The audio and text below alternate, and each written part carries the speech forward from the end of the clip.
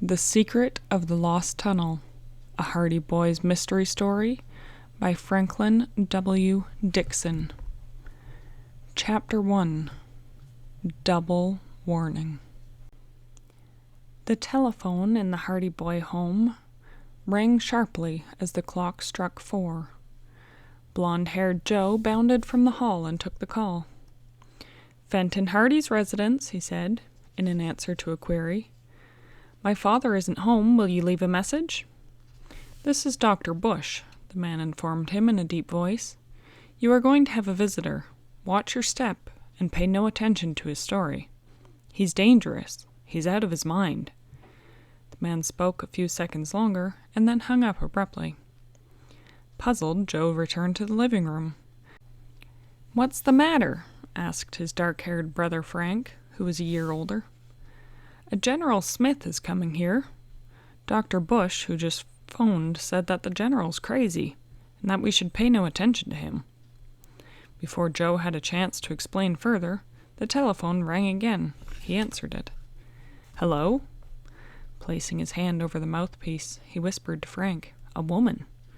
Says she knows Dr. Bush." Then into the instrument, he said, "Yes, yes. Why? Hello? Hello?" The click on the other end of the line was evidence that the woman had ended the conversation. "Who was she?" Frank inquired. "Didn't give her name," Joe replied. "But listen to this. She said that if we heard from a Dr. Bush, we should call the police immediately." "Good night!" Frank exclaimed. "A mystery to solve before we even see the people involved in it." But puzzling situations were nothing new to the brothers. As the sons of Bayport's famous detective Fenton Hardy, they'd encountered many baffling cases, the beginning with the Tower treasure, and their most recent adventure, the sign of the crooked arrow. Frank and Joe had successfully concluded an intriguing mystery.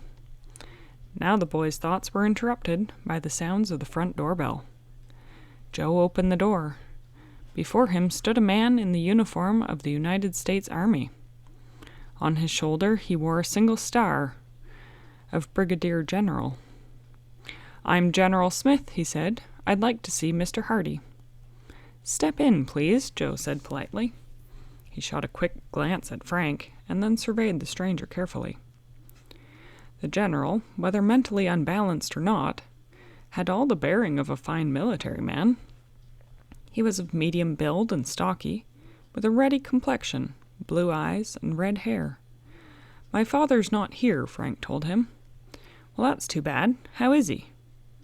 "Why, very well," Frank replied. "Wonderful man," General Smith commented. "You know him?" Joe asked. "Surely. I came to speak to your father on a very important matter." "We could give him your message," Frank offered. "I'm Frank, and this is my brother Joe. Dad's been away. We expect him back sometime today." General Smith walked into the living room and seated himself in Fenton Hardy's favorite club chair, looking keenly at the boys. "I'll relate my story briefly," the man said. "You can tell your father, in case he doesn't get back before I return to Washington. It concerns a treasure buried in the Civil War. I want him to find it." Joe stole a glance at Frank. His brother looked as puzzled as he did as the man continued. "My great-grandfather, a Confederate general," he said, "was disgraced during the Civil War because he lost a bandolier containing a special cap box made of silver." "A bandolier?" Joe asked. "Yes, a military shoulder strap. Today they contain cartridges. But the old one that my great-grandfather lost carried a small silver box, which was a family heirloom." "What was so disgraceful about losing that?" Frank asked as he observed the man intently. "The box contained no bullets," the general explained, "but it did hold a secret, which has remained unsolved to this day. You see, just before a certain battle, my great-grandfather called at the plantation of his cousin, Beauregard Smith, a wealthy planter and the president of the local bank. Beauregard confided to my great-grandfather that if the enemy troops got too close, he intended to bury his gold, together with that belonging to the bank. What happened then? Joe put in eagerly. The man moved uneasily in his chair. Just before the Battle of the Rocky Run, he went on, an old slave from Beauregard Smith's plantation ran into great-grandfather's headquarters. He handed him a sealed envelope moments before dropping dead from exhaustion. As the visitor stopped speaking, he sprang from the chair and paced rapidly toward the door. What's he going to go do now? Frank wondered, recalling the telephone warning. But the general turned sharply on his heel and walked back, continuing his story. Great-grandfather only had a chance to glance at it. The message. It contained a series of numbers. It sounds crazy, I know. Joe gulped and looked at his feet. Across the face of the message, the general proceeded, were the letters CSA. But before great-grandfather could study the numbers, scouts brought reports of the enemy's approach, and great-grandfather had to issue a call to arms. He hurriedly hid the message in the ammunition box.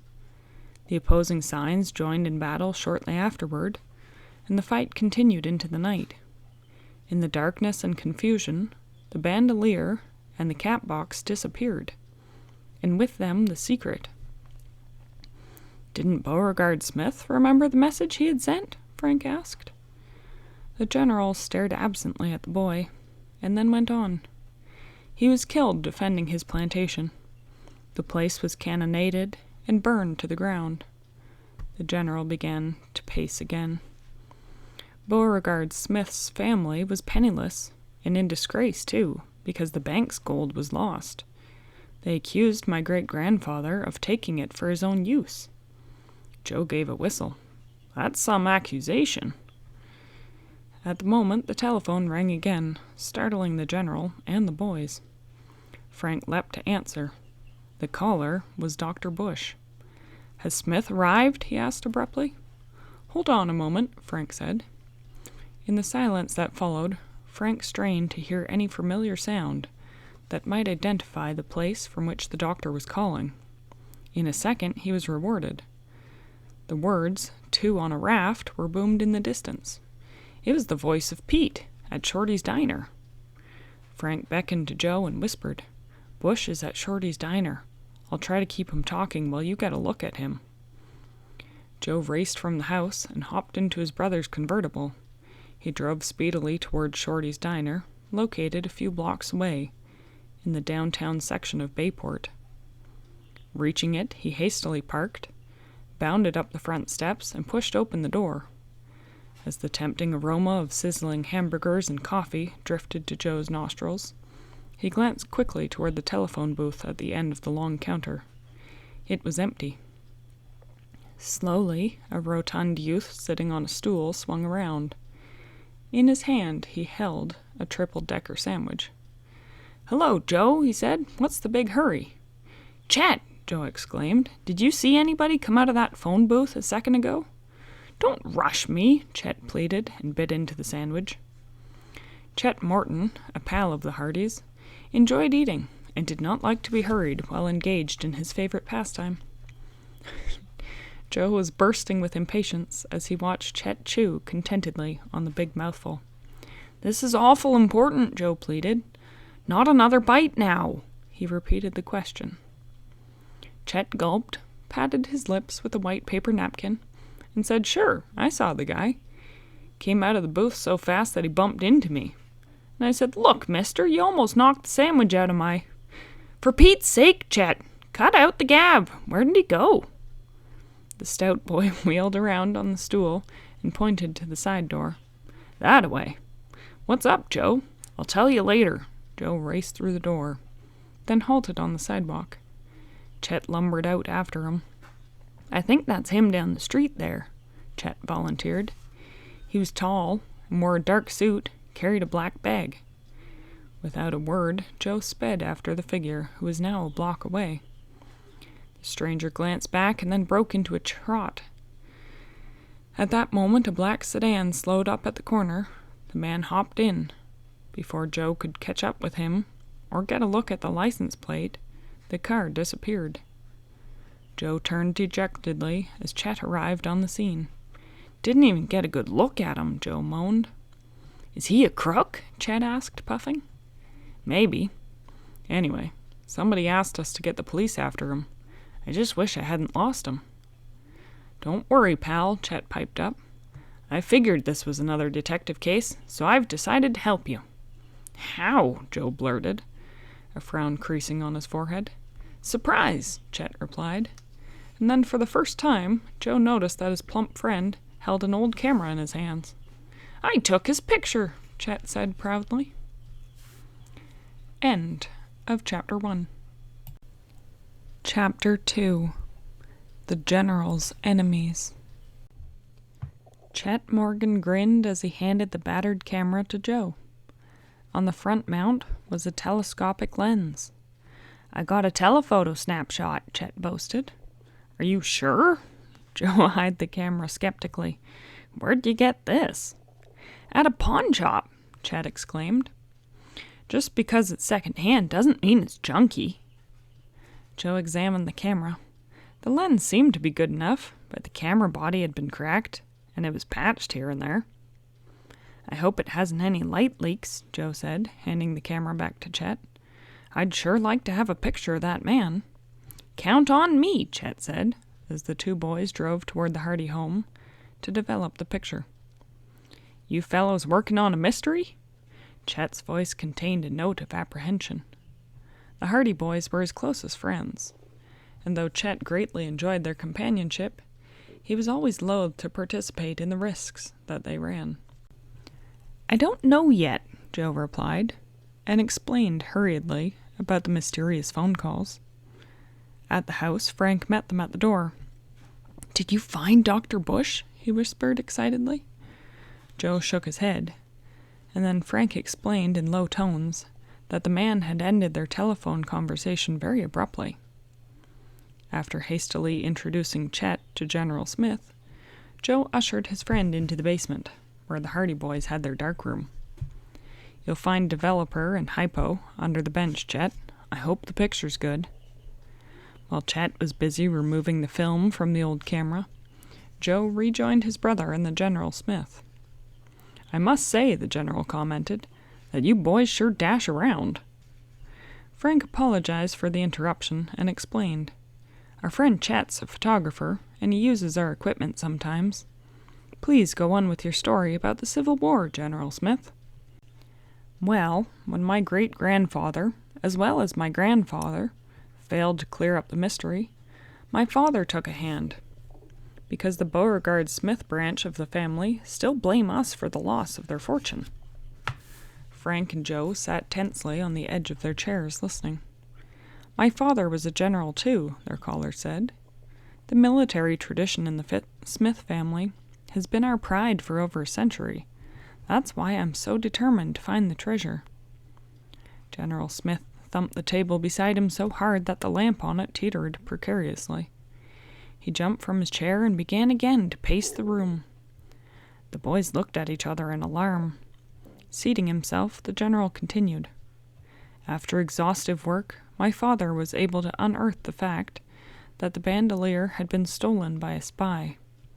Long after the war, when there was no longer need for secrecy, the story came out that an enemy soldier named Charles Bingham had entered my great-grandfather's camp. He was seen during the battle, but later was reported missing." "And the secret of the buried gold went with him?" Joe inquired excitedly. "That's right," the general answered.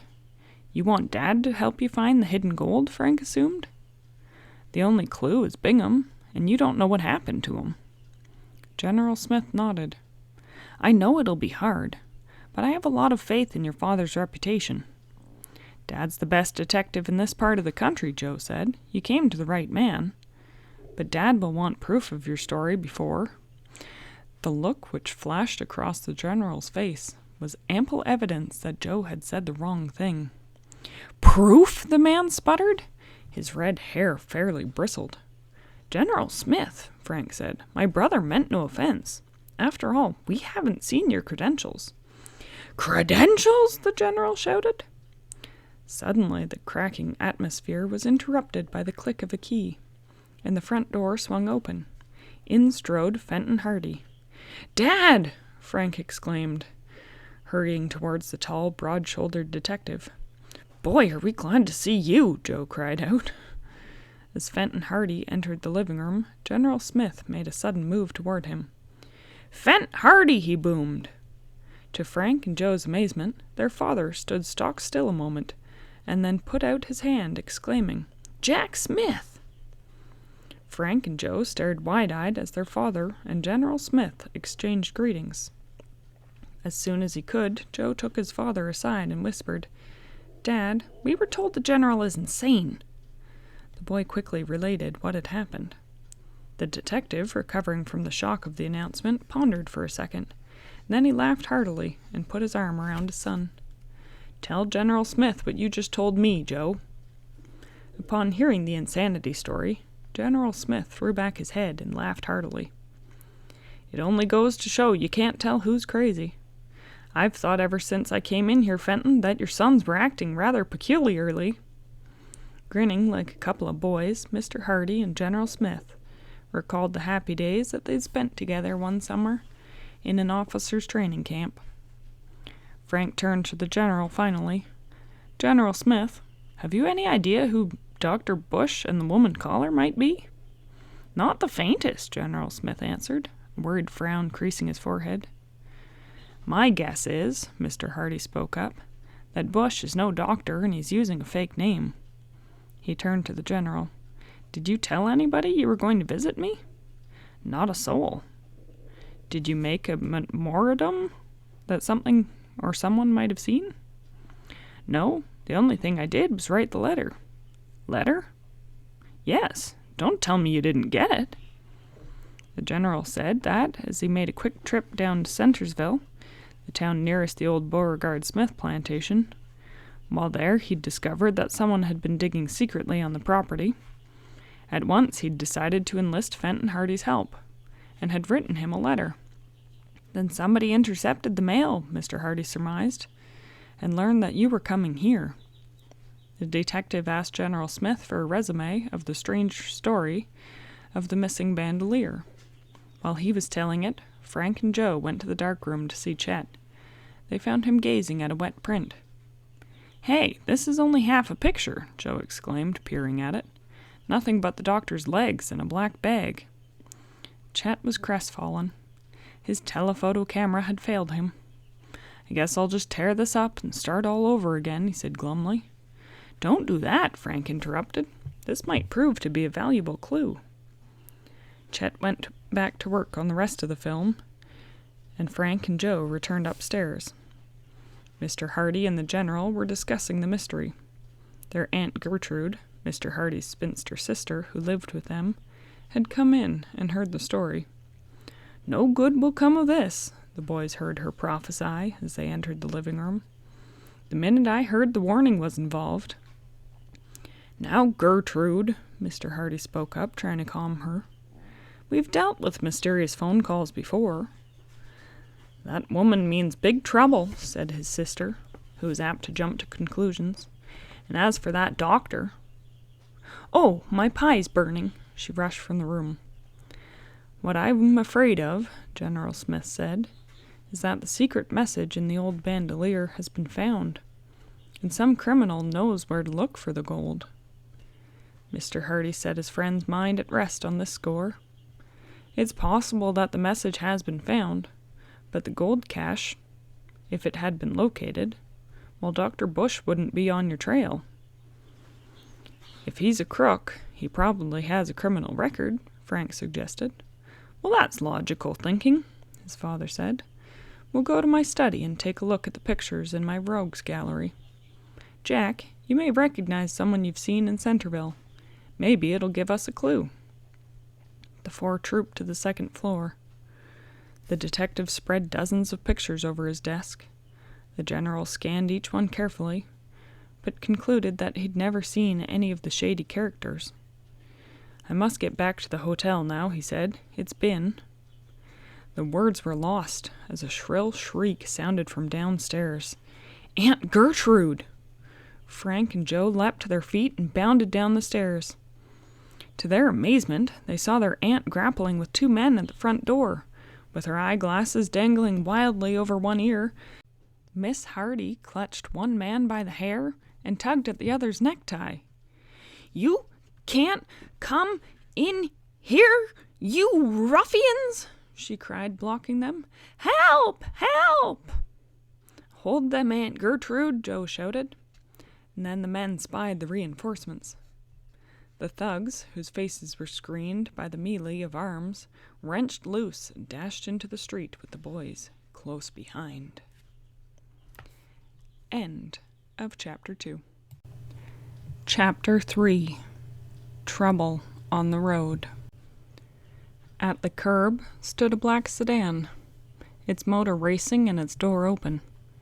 Before the Hardys could reach it, the fugitives jumped inside and the car roared away in the dusk. "That's the car that picked up Dr. Bush," Joe exclaimed. "And look, the license plate is covered with mud." The boys gave up the futile chase and returned to the house. "One of those thugs might have been Dr. Bush," General Smith declared when he heard about the car. But Joe was doubtful and mentioned Chet's photograph. "The doctor has long legs, and neither of those fellows did."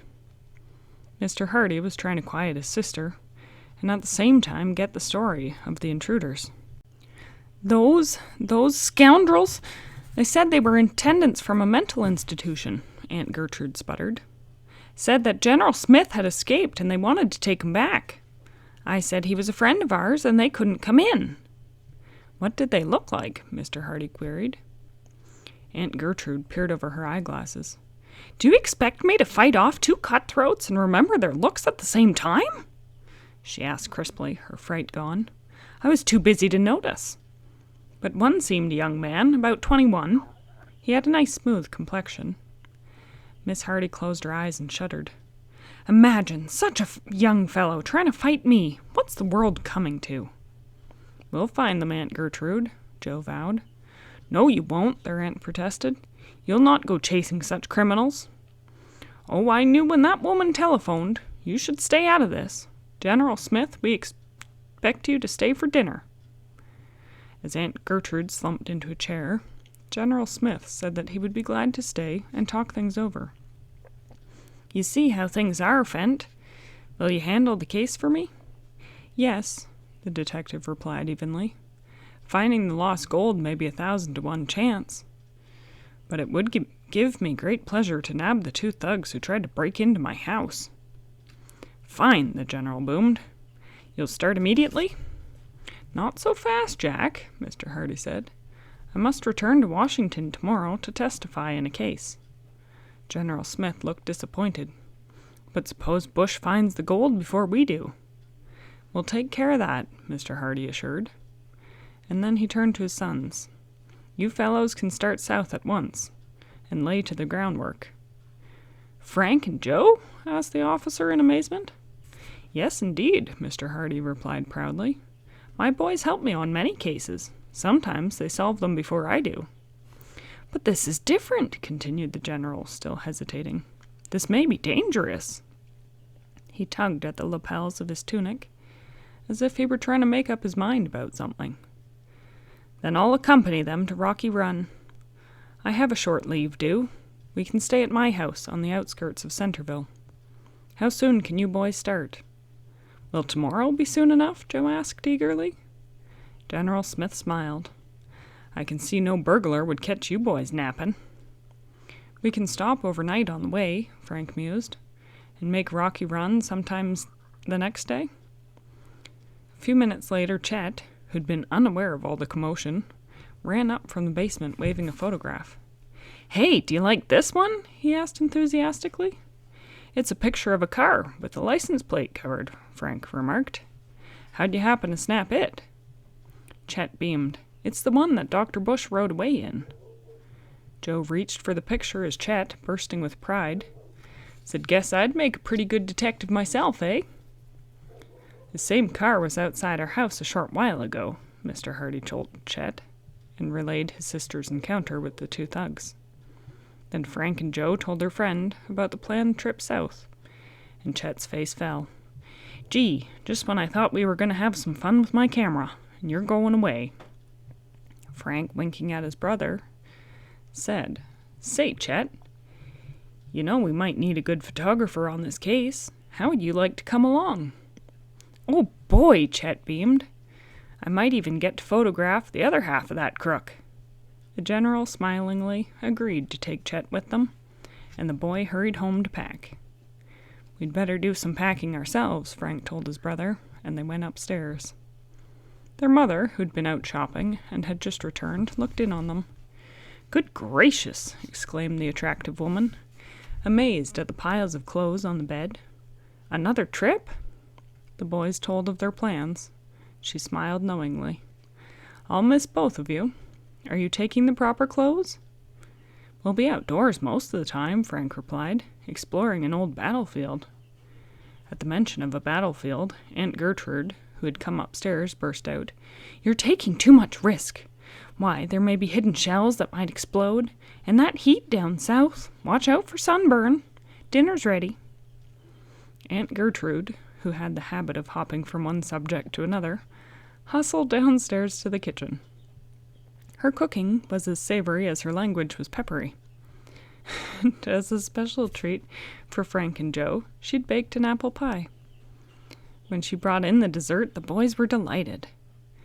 "Goodness knows when you'll eat properly again," she said tartly. "At least you should start the trip well fed." General Smith thanked the Hardys and said good night shortly after dinner. Later the boys were deeply engrossed in their books of Civil War history when 3 loud knocks sounded on the front door. "That's Chet," Frank assumed, recognizing the signal that the boys used. "Guess he has some news that couldn't wait till tomorrow." As Frank opened the door, 4 laughing young people burst into the Hardy home. In the lead was Iola Morton, Chet's sister, with Callie Shaw and Helen Osborne following. Chet brought up the rear with 2 large packages. "Surprise!" Callie called gleefully. The pretty blonde girl, a special friend of Frank for several years, took a big white cake box from Chet and set it gingerly on the hall table. "This is a bon voyage party," announced the black-haired Iola, Joe's favorite date, who was just as slender and good-looking as her brother was rotund. "Here, take this bag, Joe, but be careful, it's soda pop." Frank and Joe carried the refreshments into the kitchen, while Helen and Chet went to find the boys' latest dance records. "Don't y'all forget it," Iola teased Joe, "to bring back a good southern accent." "We'll leave that to your brother," Joe retorted, grinning. "He all can learn it while he's eating the fried chicken." After chatting about the trip and dancing until 10 o'clock, the young people sat down at the dining room table for refreshments. And then, bidding fond farewells to the Hardy boys, the girls left with Chet, and they chugged home in his old jalopy. The following day, prior to their departure, the 3 boys sat down with the General and Mr. Hardy to discuss the mystery. "This is like the briefing of the troops before a battle," the officer smiled. He gave the boys the layout of the territory around Rocky Run. "It's not going to be easy finding the treasure," he added. "I have a feeling you may run into trouble," Mr. Hardy remarked. "You boys must be constantly on alert. Gold is always the source of—" Suddenly, a splintering crash cut through the air.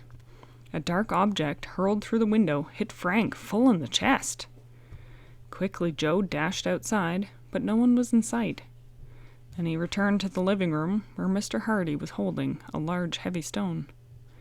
"That rock could have killed Frank if it had hit him on the head," Aunt Gertrude declared hotly.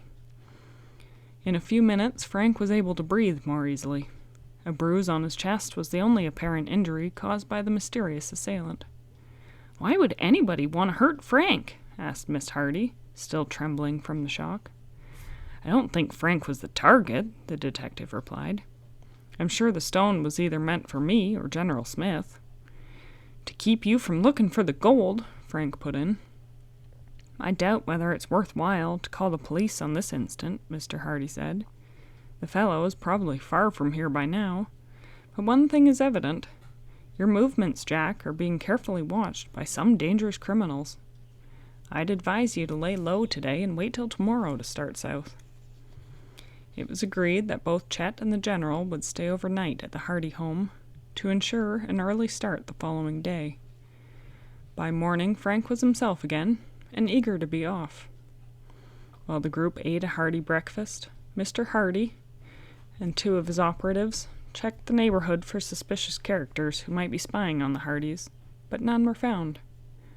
Shortly before dawn, with farewells ringing in their ears, the Hardy boys, Chet Morton, and General Smith set off. Chet looked very adventurous with his camera slung over a shoulder, and a folding tripod in a leather sheath which hung from his belt.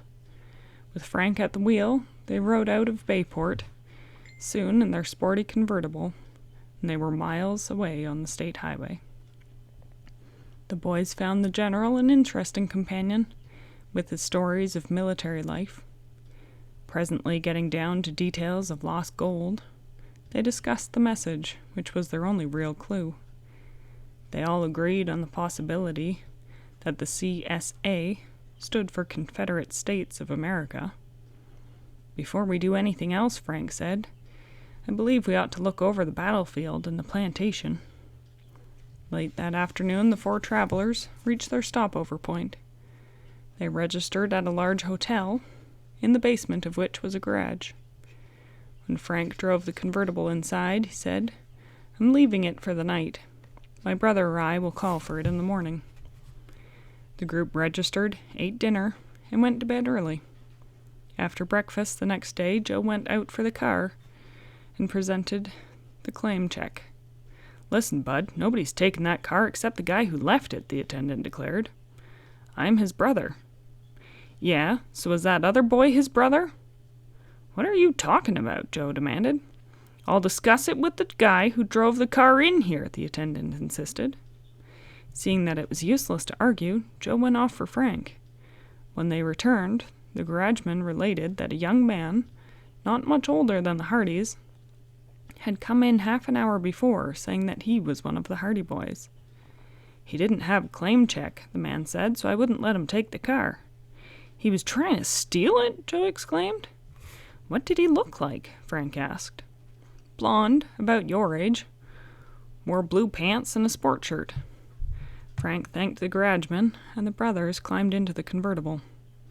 As Joe drove out to pick up Chet and the General, both Hardys had the same thought. Aunt Gertrude had said one of the intruders at the house had been very young. Had the boys been trailed? Out on the highway once more, the travelers amused themselves with the car radio as the miles rolled by. As usual, Chet became hungry long before the others. Seeing a pleasant-looking restaurant with a sign "Southern Fried Chicken," he begged them to stop. An hour later, having had a delicious lunch, they were on the road again, with Frank at the wheel.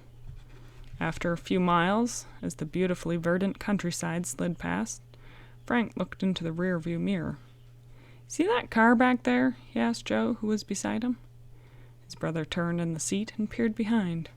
A black sedan was following 100 yards back. "Looks as if it's trailing us," Joe said. Frank slowed down, and the other car did likewise. Then he sped up, and the trailing sedan kept pace. "I don't like this," General Smith said. Scarcely were the words out of his mouth when the Hardy's engine began to sputter. As Frank guided the vehicle up a gentle hill, the accelerator suddenly failed to respond. He steered to the side of the road, losing speed all the while. As he did, the sedan suddenly shot forward alongside the Hardy car. In a split second, it cut sharply in front of the car. Frank jerked the wheel quickly to the right and jammed on the brakes. Joe was hurled against the windshield. Chet and the General pitched halfway over the front seat. The car skidded on the sandy shoulder of the road, its front wheels teetering on the brink of a deep gully. End of Chapter 3. Chapter 4. Spies. "Throw your weight back!" Frank shouted the warning as the car balanced on the edge of the gully, ready to topple over at any moment. When it had settled precariously on the sandy loam, Chet cried, "We're lucky no one was seriously injured." "We're not safe yet," the general pointed out. "Climb into the back, Joe," Frank directed. "Then I'll try to get out this door." With cat-like movements, Joe slowly crawled over to the back seat to sit beside Chet, who was quaking with fear. "Nice work," said General Smith, approving Frank's plan. The added ballast in the rear made it safe for Frank to open his door. "Hold everything for a second," he said. "I'll get a rope from the trunk compartment." He pulled out a sturdy tow line and tied one end to the rear bumper and the other to a nearby tree. "Okay," he called. "It's fast." With a long whistle of relief, Joe opened the right-hand door and stepped out. Chet and General Smith followed. "Whew," said Chet. "Maybe I should have stayed home to take pictures." Moments later, Frank flagged down a big van on the highway. When he explained the situation, the driver maneuvered his truck into position. Frank and Joe untied the tow rope from the tree and attached it to the rear end of the truck. Then the driver eased the boys' car to the edge of the highway. "Guess you'll be okay now," he said. "There's a gas station about a mile up the road." They thanked the man, who said he was glad to have been of service. As the truck rumbled off, Frank lifted the hood of the convertible and examined the motor. With Joe helping, he took the carburetor strainer off. "Water in the gas line," he announced, noting the telltale, cloudy substance. "Someone must have put in water while we were at the restaurant," Joe declared angrily. "I'll bet it was one of Bush's men." Frank nodded. "He was probably in the car that was trailing us." The general wiped his brow. "Well, boys, I hope we won't be meeting any more trouble, at least until we reach Centerville." The hardy car sputtered along to the service station. The watery gasoline was quickly drained, the fuel line cleaned, and new gas put in, and the foursome were ready to set off again in less than an hour. Mile after mile raced beneath the wheels of the convertible as it steadily neared the old battlefield, named for the stream Rocky Run. Late in the afternoon they drove through the little town of Centerville. The main street, paved with red brick, was flanked by 2 rows of huge live oak trees. Behind them, quaint old houses stood in the shade of the spreading magnolias. Farther on, the street led to a square, along which sprawled a handful of stores, a small stately courthouse, a tall pillared hotel. A solitary, bewhiskered man sat on the porch of the hostelry, smoking a pipe and rocking. "Looks mighty sleepy around here," Chet remarked. "I think I'm going to fit right in with this life." "A peaceful old town," the general replied, smiling. "My place is a quarter of a mile down the road." Frank drove on, and presently the general pointed out a driveway, which cut through the thick hedge of the boxwood. "Here's headquarters," the officer said, as Frank stopped before a yellow clapboard house with tall shuttered windows and doors, nestled far back from the road. "What a swell place!" Chet exclaimed. "I'm going to sit under this big tree, eat, and sleep." "I thought you were the official photographer on this mission," General Smith said, his eyes twinkling. "Correct," Frank agreed, as they carried their luggage into the house. "Hup, 2, 3, 4. Come on, Chet, there's work to be done." The general's home consisted of a long living room, dining room, library, a kitchen, and 3 big bedrooms on the second floor. General Smith ushered the boys into the largest of the bedrooms. "You Hardys will bunk in here," he said. "Chet can have the next room." "Pretty fancy bunks," Frank replied, eyeing 2 mahogany 4-poster beds with silk hangings at the windows. "When do we shove off on the offensive?" Joe asked. "Not until tomorrow morning," the officer replied. "I'd like you boys to get acquainted with Centerville first." "What I want to know," Chet piped up, "is when chow is." "Follow me." The general led the way downstairs and into the kitchen. He opened the door of a shiny white refrigerator. The shelves were laden with food. "Wow!" Chet exclaimed. "How did this happen?" "Centerville's grocer has a key to my house," the general explained. "When I sent Mr. Oakes a wire instructing him to provide for 4 hungry fellows." The boys set to work preparing the evening meal. When they finished eating, General Smith suggested that they set off for a tour of the town. Evening was casting long shadows on the square when they arrived in Centerville. The general pointed out several large houses, which dated from the Revolution, and then stopped to talk to 2 men lounging on the hotel steps. When he returned to the boys in the car, he looked troubled. "My friend Jeb over there says he's seen some strangers roaming around town," the officer began as they drove off. "Maybe bush. I don't like it. Few tourists visit this town this early in the summer." When they returned to the house, General Smith and the boys discussed plans for the following day. "It seems to me," Frank said, "that the best way to try locating the missing bandolier would be to reconstruct the movements of the spy Bingham." "Good idea," the general agreed. "Tomorrow we'll go to the farmhouse, where my great-grandfather had his headquarters. The main part is still intact. It lies just off the battlefield." "Is anyone living there?" Joe asked. "No. It's now a county museum with an old caretaker." Joe, yawning, said he was going to try out the 4-poster beds so he could be as fresh as he could be in the morning. The rest followed him upstairs.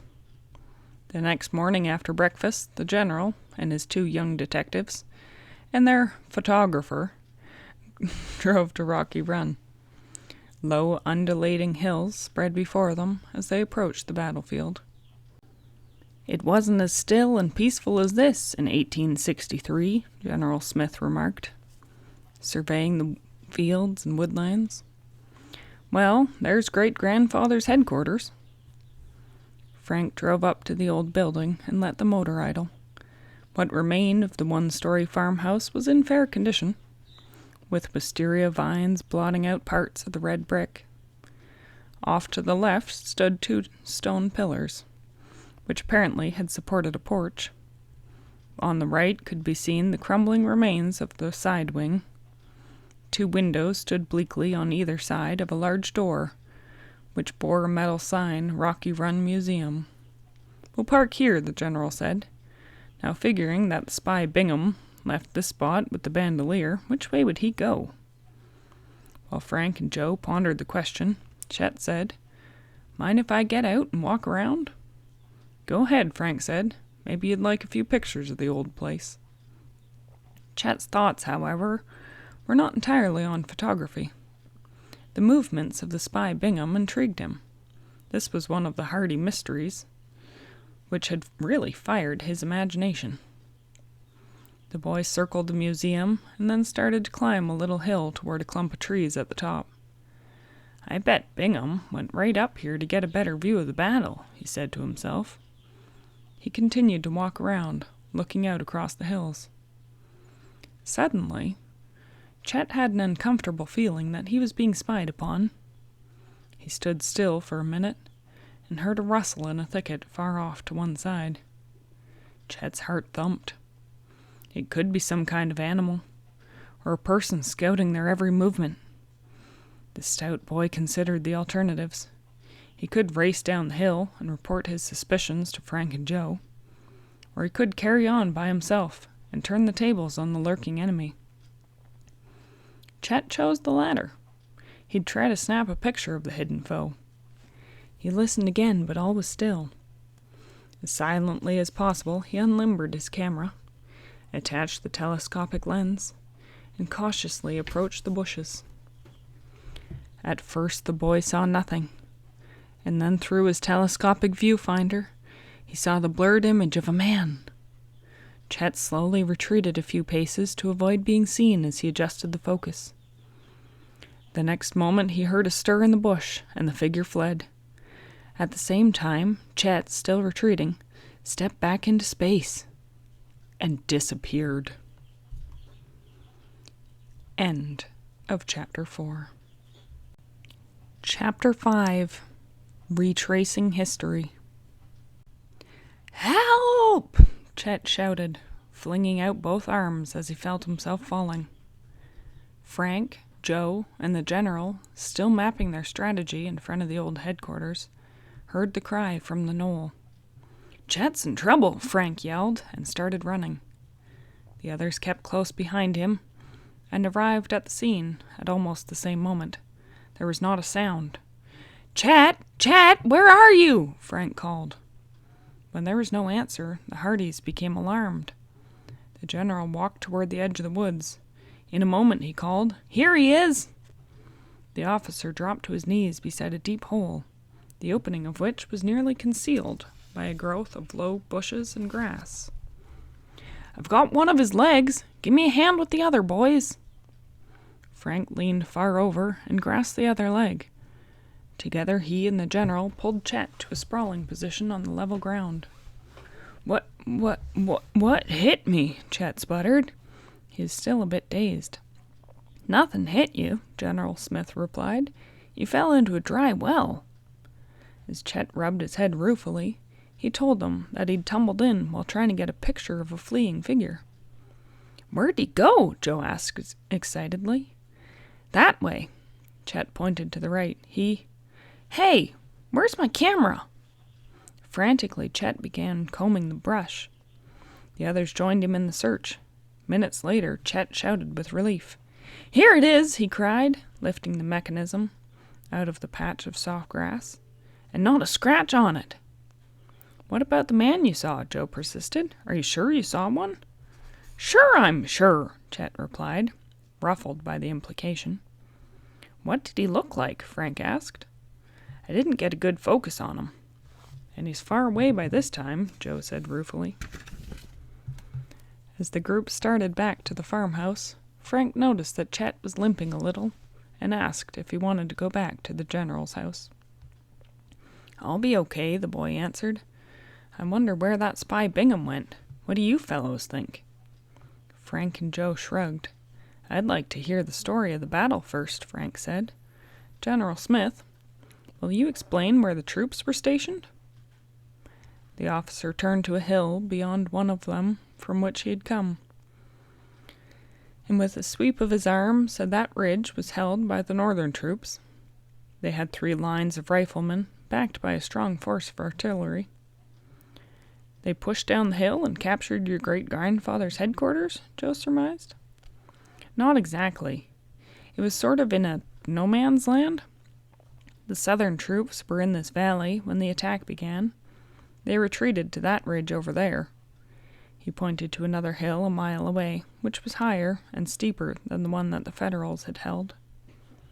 "If Bingham got into your great-grandfather's headquarters," Joe continued, "all he'd have had to do would have been to hide until the battle was over." "It wasn't as easy as that," the general said, smiling at Joe. "Great-grandfather had a force of cavalry in reserve. They counterattacked on the left flank and cut a wedge into the opposing forces." "So Bingham was checked from going straight back to his own lines?" Frank mused. "It seems to me that he wouldn't have had a chance to get through that line of cavalry," the officer agreed. "Then Bingham would have had to go around the cavalry and along the rocky run," Frank reasoned, "until he could contact his own forces again." "That's good thinking, Frank," the general said. "If he did go along Rocky Run, he probably ran into more trouble, because artillery, which was rushed to my great-grandfather's aid, opened up from the opposite ridge. From all accounts, it was a terrific onslaught." "He might not have come out of it alive," Joe commented. "But if he did, I think he'd have gone into the direction that Frank indicated." "True enough," the general stated. "Then let's follow that trail," Joe exclaimed. "Remember one thing," General Smith said. "A good soldier makes the most of the natural cover. Bingham would have made his way behind trees, boulders, along depressions in the ground, behind slight rises to afford protection from the artillery. Well, let's start." "Gosh," Chet said, "I never thought of that. All I could think of was that I would just beeline it as fast as I could." "What a target you'd be," Joe teased, as they started on the trail which Bingham might have taken. Frank led the way, and the general nodded approvingly as the boy picked out a route which provided the least exposure to cannon, which years before had thundered from the ridge across the valley. "You're a natural-born soldier, Frank," the officer said, smiling. The trek was hot and arduous. Finally, they came to the bank of Rocky Run. "I think Bingham would have followed the stream here," Frank observed. "Right," the general agreed. "He'd have tried to put water between him and that daredevil cavalry." "Hey!" Chet shouted suddenly. "There's a bridge Bingham could have hidden under." They came into sight of a span which carried the main highway over the Rocky Run. "Only that's a concrete bridge," Joe countered. "It must have been built long after the Civil War." By this time the four were within a stone's throw of the span. Suddenly, a black sedan whizzed over it, the driver glancing down in surprise at the three boys and the officer. The brakes jammed on, bringing it to a screeching halt out of sight of the searchers. "That looks like the same sedan that tried to wreck our car," Frank cried. "I'm going after it." He made his way up the side of a steep embankment to the edge of the bridge. Just as he spotted the back of the driver's head, the car's wheels spun and the automobile streaked down the highway with a roar. The license plate on the back of the car was still covered with mud, hiding the numbers.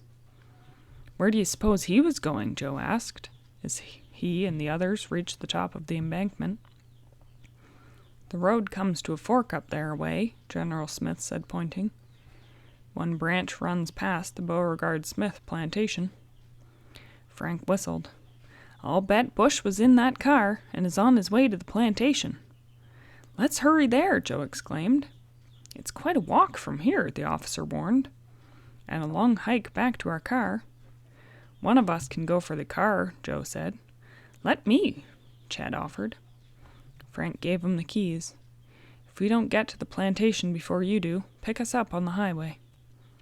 Frank, Joe, and the general set off down the road toward the plantation. When they came to the fork, they took the left one, and were halfway to the Civil War farm of the Smith family when a horn blew behind them. The hardy convertible rolled to a halt, and the hikers got in. "I thought you were lost," Joe remarked as they drove on. "What happened?" "Nothing," Chet replied. "I just stopped at that little store along the highway. Here, have some candy." He thrust a bar into the hands of Frank and Joe, and then turned to the officer. "Will you have some, sir?" Chet asked self-consciously. "Thank you. I'd like it." Chet grinned. "I didn't know whether generals ate candy bars or not." "I guess all men have a sweet tooth," the officer said, smiling. "Besides, soldiers eat chocolate before combat to get extra energy." Chet looked askance at the general. "I prefer to eat my candy in peace and quiet." Frank winked at Joe. "You may need some for the battle right now, Chet. Never can tell what may happen if we run into Dr. Bush at the plantation." At General Smith's directions, Chet presently eased the car off the highway and onto a rutted trail overgrown with weeds. There was no sign of the black sedan, or any evidence that a car had recently entered the lane. "This was a fine place once," the general said. "Those boxwoods over there are all that's left of a wonderful garden which stretched from the road to the mansion. My father had pictures of the old place." At the general's suggestion, Chet stopped the car alongside a low, crumbling wall. "Look over there," the man continued, extending his arm in a gesture toward a large cluster of oak trees, which seemed to form a military phalanx. "That's where the big White House stood." The ruins of the old mansion were scarcely visible through the tall grass and brush, which acted as scar tissue of time to cover the wounds left by the war. The four got out of the car and pushed through the weeds toward the area. The officer stopped and held his two hands parallel in front of him. The steps to the front patio were right here. They led to the beautiful center hall of one of the most picturesque homes in the whole South. "And look what's left now. Nothing," General Smith remarked sadly. "Nothing but ghostly memories." "And a cache full of gold somewhere around here," Frank reminded him, turning his thoughts to the work at hand. "General Smith, was the cellar of this place ever searched?" The officer looked intently at the mass of overgrown rubble before them and then mopped his brow with a handkerchief. It's been searched at one time or another by 3 generations. And they found nothing? Not a thing. That's why somebody's been digging elsewhere on the plantation, trying to find the gold. The 4 walked around in silence for several minutes. I think the first thing we should do is investigate the old farmhouse headquarters. That's now the museum, Frank said at last. We may find a battlefield relic that could provide a clue. Maybe Bingham even hid the bandolier someplace in the old building, and it hasn't yet been found. Good logic, General Smith agreed after a pause. I can see you're a better detective than I am. Joe grinned. You can't live with Dad all your life without learning something about sleuthing. Well, let's go to the museum immediately, Frank continued. Then, seeing a distressed look on Chet's face, he added, after lunch. They made their way back to the car and drove to Centerville, past green fields of tobacco which bordered on either side of the road. I think you boys can do your checking without me, the officer decided when lunch at his house was over. I have a little business to attend to in town. Chet, who was sleepy from having overeaten, would have liked to take a nap, but the boys urged him to accompany them. Half an hour later, they drove up to the museum. Frank parked, and they entered the front door of the erstwhile farmhouse headquarters. Just think, said Joe in awe. Once old General Smith and his staff walked through this door, just like we're doing. Inside the doorway, the boys were met by an old man wearing a gray uniform similar to the Civil War uniform of the Confederate Army. He had a kindly, wrinkled face and a fringe of snow-white hair. Welcome to our little museum of the Battle of Rocky Run, he said pleasantly. Frank noticed a sign that said that the museum was run by the County Historical Society and that a small admission was asked. He paid for the 3 of them. We'd like to look over the relics, Joe said eagerly. Help yourself, the old man said with a flourish of his hand as they sat down again. This house is full of things that they dug up from the battlefield. The boys stood for a moment, taking in their surroundings. Pictures of the famous battle scenes and historic plantations covered 3 walls, while a huge fireplace with its carved mantel occupied most of the remaining wall. Frank walked to one of the exhibits. Look at these pistols, he said, bending over the table to examine a collection of many shapes and sizes. Here's something that'll interest you, Joe said to Chet. Some Civil War photographs. The boys turned their attention to the wall, where 6 rare old pictures showed a local encampment just before the Battle of Rocky Run. Don't forget, we're looking for a clue for that old bandolier, Frank remarked. You'll not find a clue here. The words boomed from behind the boys, and they whirled around to face the speaker, who'd appeared as if out of nowhere. He was a tall, thin man, whose long, sharp nose was accentuated by a broad black mustache and flowing black hair. Dressed in a costume of the plantation owner of the Civil War period, the man looked as if he'd stepped out of one of the museum photographs. I'm Professor Randolph, he stated with a deep voice. Why are you boys trespassing on my property? We understood that this was a museum, Professor, open to the public, Frank exclaimed. The man raised his eyebrows and with a half-smile said, It was a museum until I bought it. You see, I'm a doctor of philosophy. I'm writing a book on the history of the Civil War, so I bought the museum to catch the spirit of the thing, you understand? We don't understand, Joe countered. That old fellow over there. The boy turned. The chair by the doorway was empty. What fellow? Professor Randolph asked. Chet's eyes popped. He edged toward the door, as the Hardys protested leaving so soon. You haven't any right on my private property, roared the man suddenly. Get out! End of Chapter 5. Chapter 6. A Peculiar Professor. Frank and Joe exchanged glances. Perhaps Professor Randolph really had bought the museum. "I think we'd better play safe and leave," Frank whispered to his brother. "If he's the owner, we're breaking the law by trespassing." "So gratifying to see you agree with me," the man smirked as the boys walked out. "You realize the cause of education must be served." He bowed stiffly. "What a character," Frank remarked as the three boys stepped into their car. "He reminds me of a comic strip villain." Chet bobbed his head to mimic a bow. "To be sure, my dear boys, it's all for education." "What do you suppose he teaches?" Joe grinned. "Young boys, and knows how to put them in their places." "Perhaps General Smith is acquainted with Professor Randolph," Frank suggested as they drove through Centerville. "If they're friends, then Randolph will let us in after all." Soon they reached the house. When the boys entered, they realized the general was battling with a problem of his own. He seemed decidedly agitated and was pacing up and down the living room. His red hair was rumpled. Frank was alarmed. What dire turn of events had occurred? "General Smith, what's the matter?" he asked. Aroused from his thoughts, the man turned with a start. "Matter? Everything! The house has been ransacked." "Good night," Joe exclaimed. "Since we ate lunch?" "It must have happened before then," the officer replied. "Nothing downstairs was touched, just the second-floor bedrooms." "None of us went up there at noontime," Frank recalled. "Was anything taken?"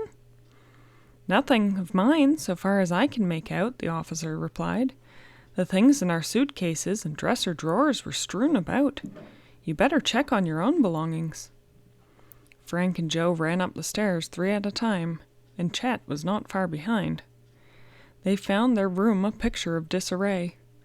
Clothes which had been hung in the closet lay on the floor, and contents of their bags were scattered over the rug. "Gosh," Chet moaned as he began to pick up his things. "I hope they didn't take it." "Take what?" Joe was curious. "I had a special box of attachments for my camera in this. Oh, here it is." The Hardys went on checking their belongings minutely, while General Smith watched. "All my stuff is here," Joe said finally. "Mine too," Frank added, rising from his kneeling position. And then he let out a sudden exclamation. "Wait! The picture's gone!" "The picture?" the officer repeated. "The half-man that Chet snapped in Bayport." "Well, that proves it!" Joe shouted. "Bush or a cohort has been here. Nobody else would want that photo." "Right," Frank agreed. "But I don't think that's what he was after. He probably didn't even realize that Chet had taken the snapshot." "It doesn't matter," Chet piped up. "I have the negative. And I even brought another print in my wallet." "Well, that's good," Frank continued. "But I'll bet Bush was after a map showing where the lost gold was buried." "But we haven't any map," Chet replied, perplexed. "Bush probably thinks that we have," Joe said, which indicates that he still doesn't know where to look for the treasure. By the time the boys had straightened up the place, General Smith had regained his composure. "We must get someone to guard this house when we're away," he said.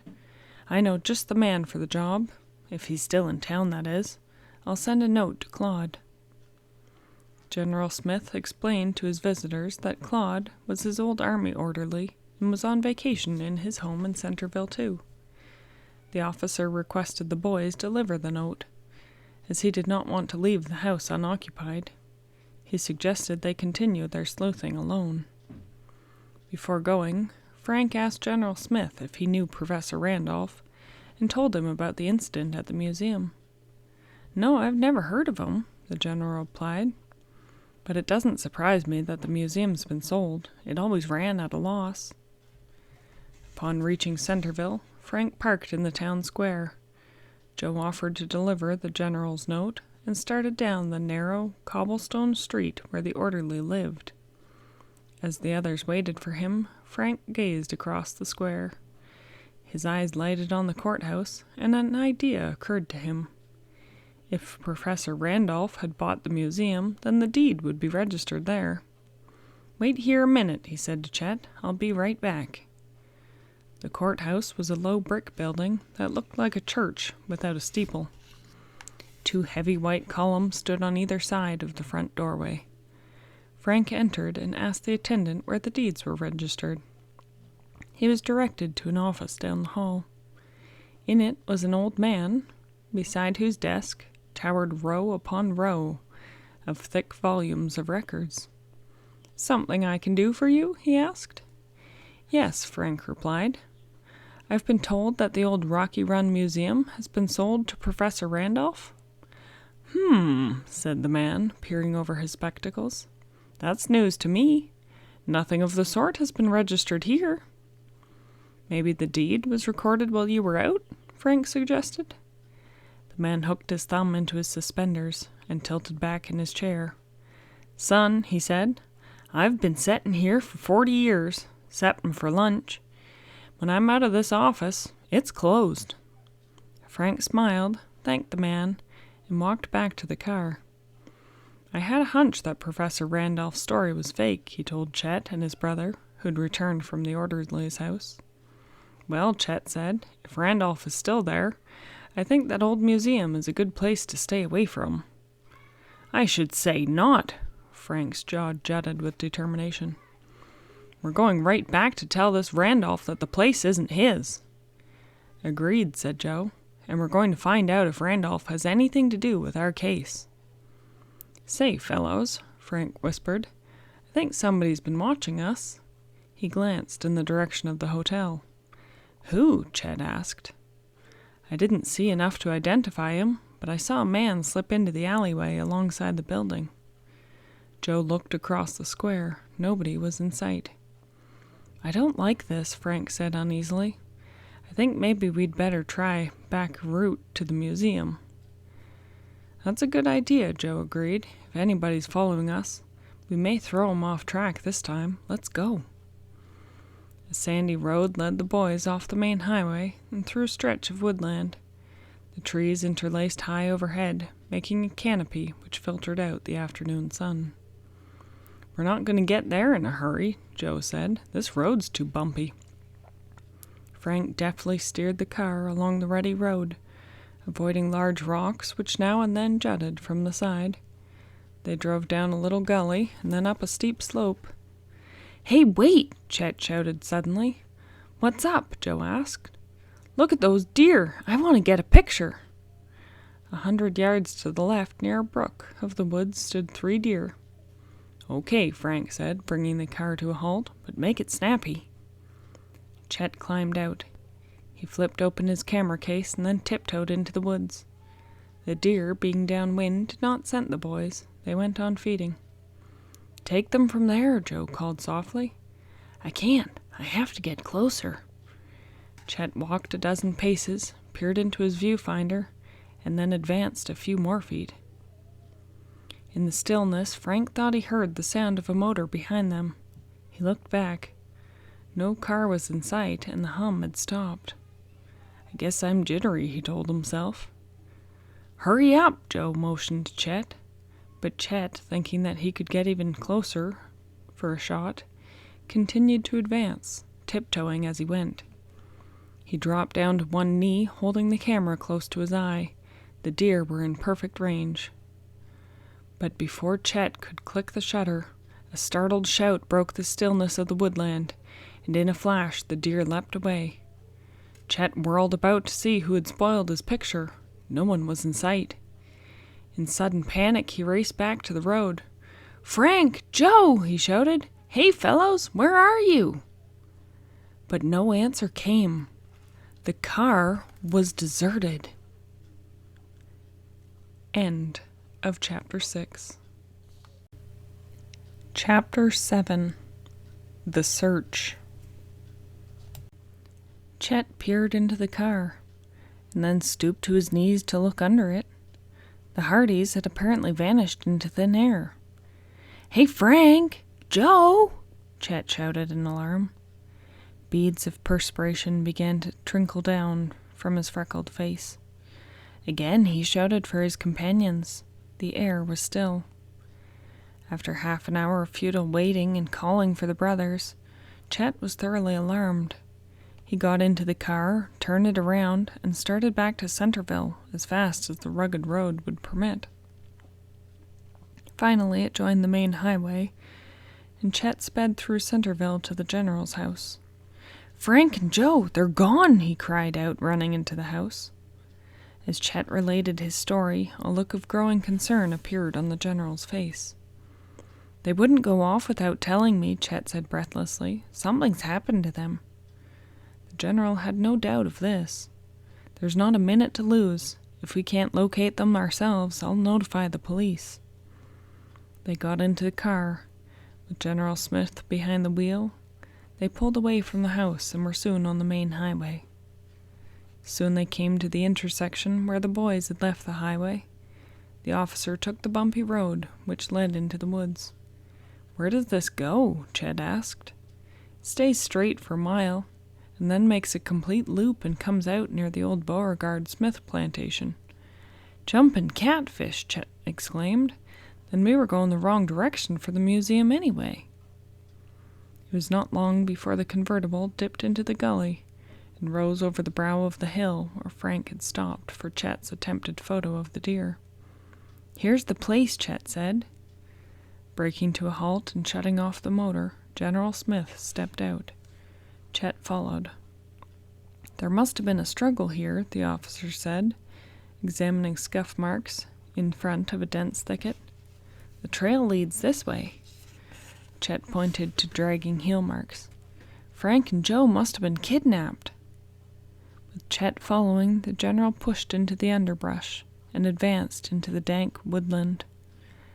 Ferns and tiny white wildflowers, which carpeted the forest, had been trampled. The route was clear, and the officer was making swift progress. The man pressed on relentlessly, unmindful of the briars that tore at his trousers, and seemingly unaware that Chet was puffing along behind him like a heavy tank. But dusk was falling rapidly, and soon the gloom was so dense that further progress was impossible without a light. "What a dud I am!" the general exclaimed. "Coming off like this and without a flashlight?" Chet, more eager than ever to find his friends, volunteered to return to the convertible for a flashlight. A short time later, perspiring heavily, he was back with the light. "Here you are, sir. Good work." And they set off again, this time at a snail's pace, in order to not miss any telltale heel marks made by one of the kidnapped boys. An hour passed as they continued combing through the brush. "I haven't seen any tracks for 100 yards," said the general, stopping to take stock of the situation. "Do you suppose the kidnappers went down the stream?" Chet asked. "It's very possible. They may have waded a distance to throw us off their trail." The searchers combed the pasture grass to the edge of the stream, but not a clue came to light. Discouraged and completely tired out after the long search, both lay down to rest. To add to their discomfort, it began to rain. The rain came down so hard that they crossed the stream and took shelter under some overhanging rocks. The rain continued all night, as Chet and the general slept fitfully on an improvised bed of leaves. A faint streak of light had brushed the eastern horizon before the torrent stopped. Now the hunt could be resumed in the daylight. The man and the boy rose wearily and stretched their cramped limbs. "I sure could use some breakfast," Chet muttered sadly. "Or a dry, comfortable bed," the general added ruefully. "But we better get moving if we're going to find Frank and Joe." "I hope the kidnappers haven't taken them far. I'll look on this side of Rocky Run for footprints," Chet offered. "Very good," General Smith agreed. "The boys may have crossed somewhere." Chet zigzagged along the bank. "See anything?" called the officer, who was searching in the opposite direction. Chet shook his head in the negative, and then suddenly let out a whoop. He held up a shoe. General Smith hurried to the boy's side. Impressed in the lining were the words, "Peck Co. Bayport." "Nice work! Come on!" Once more they probed at the grass.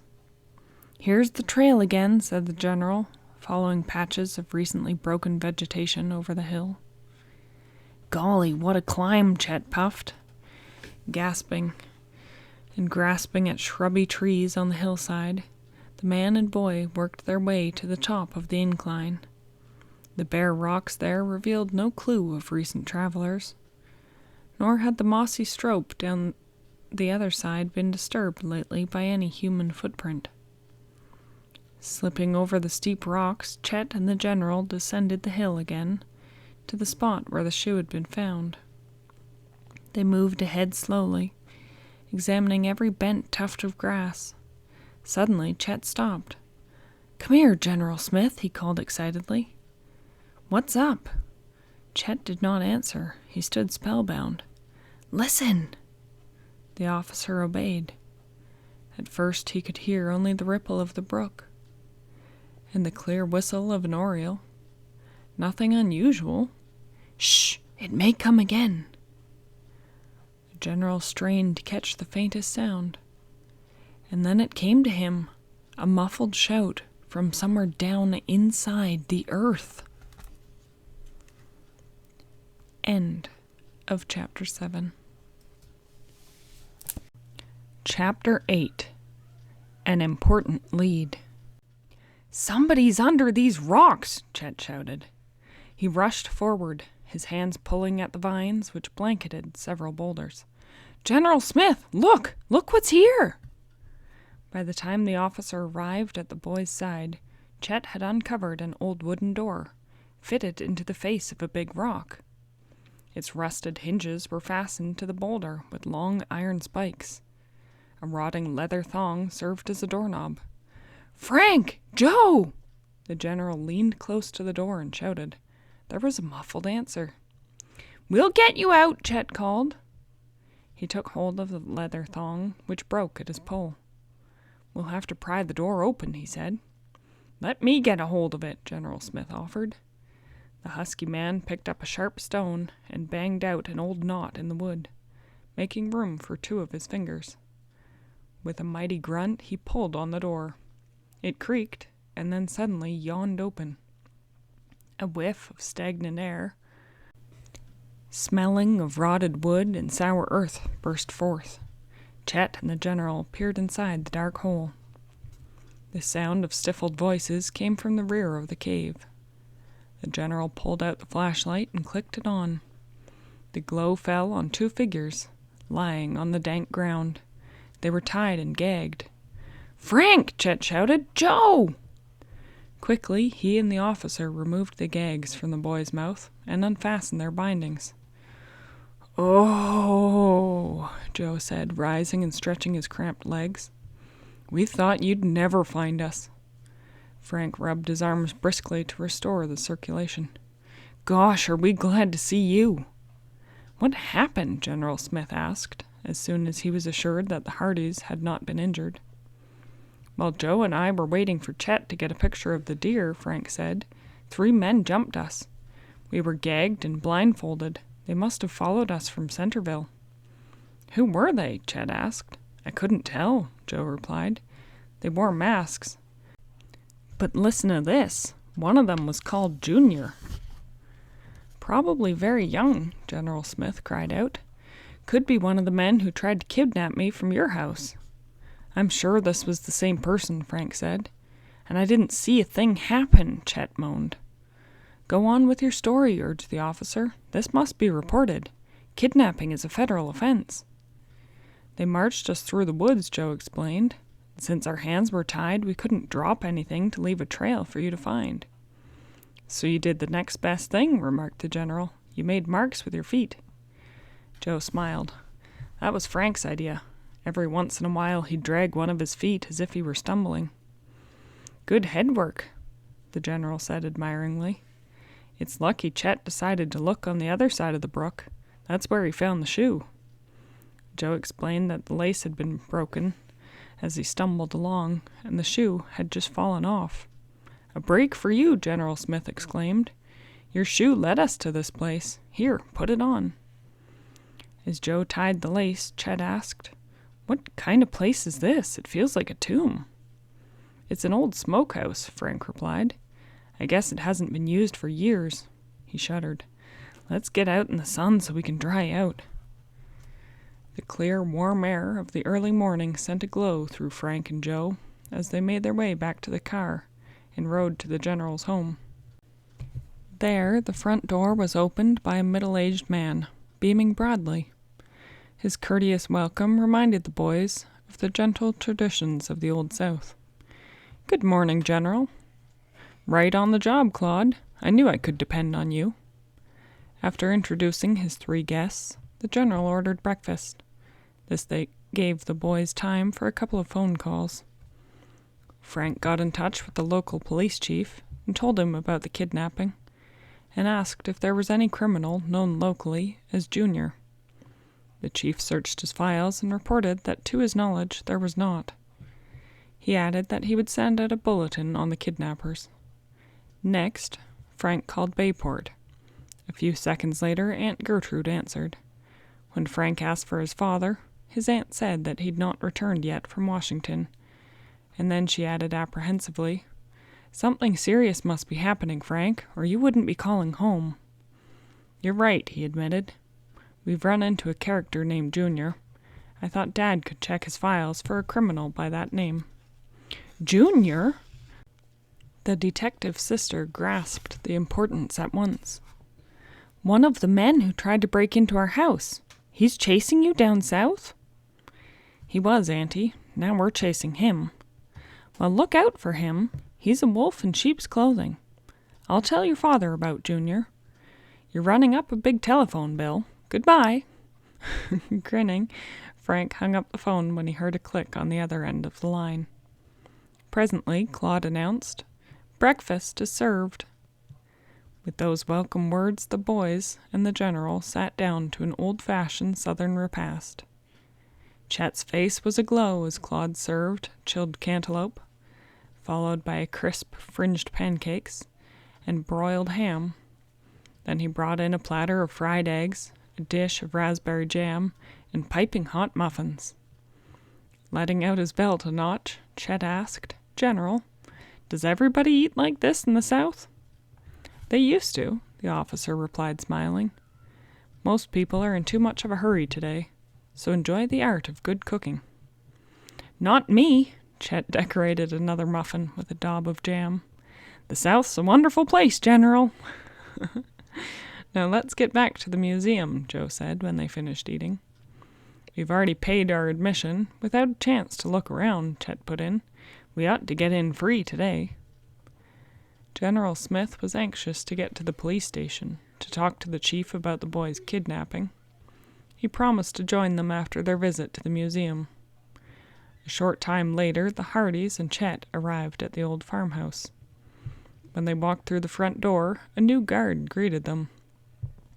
In the friendly old man's place sat a stout man, whose red face was particularly striking because of the scar that ran from the side of his mouth, like an extra wide smile. He was apparently wearing the same gray suit, because the front gaped open where the buttons were struggling to hold the jacket together. "What do you kids want?" the man asked gruffly. "We've come to look at the exhibits," Frank replied. "The museum's closed." "No, it's not," Joe shot back. "Where'd the old man go?" "The professor will tell you," growled the man. "Professor!" Randolph suddenly appeared from behind a glass display case. "Back again, eh?" "We're going to finish the tour that you interrupted yesterday," stated Frank firmly. "I repeat," the professor intoned, his voice rising in a crescendo, "this place now belongs to me." "There is no deed recorded in your name at the courthouse," Frank said evenly. The man winced, and then he said with a curl to his lips, "They haven't had time to file one yet. I bought the place only yesterday." Suddenly, he became more friendly. "Well, Smith," he caught himself as he looked at the guard, "I guess we can let him look around. But this is the last time, boys." "Keep an eye on things," he told his man, "till I get the deed recorded." And with that, he stalked out the front door. Frank, Joe and Chet browsed around the museum.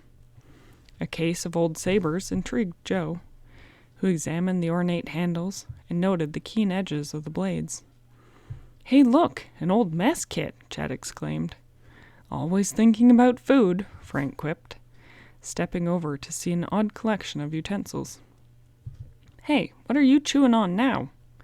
"Gum. Want a piece?" "No, thanks." Joe picked up the battered pewter pan. "This looks as if it's been creased by a bullet." "Here's an old canteen," Frank observed. He held the metal water bottle in his hand, turning it over and over. Its cloth covering had long since rotted off, but the 2 rings remained where a strap had once held it over a trooper's shoulder. Frank unscrewed the top and peered inside. "There's something in the bottom of this," he whispered to Joe.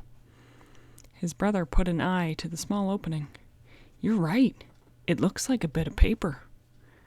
Joe turned the canteen over and shook it vigorously, but failed to dislodge the paper. "Wait a sec, I've got an idea," Frank said. "Chet, lend me your chewing gum." "But it's unsanitary. Hand it over." Chet obeyed as Frank pulled a pencil from his pocket. He pressed the sticky gum to the end of the yellow stick, inserted it in the canteen, and made contact with the paper, and out it came. "You're a genius, Frank," Chet said admiringly. Just then the museum guard leaned back in his creaking chair. Frank caught the movement out of the corner of his eye. "He's trying to watch us," the boy warned.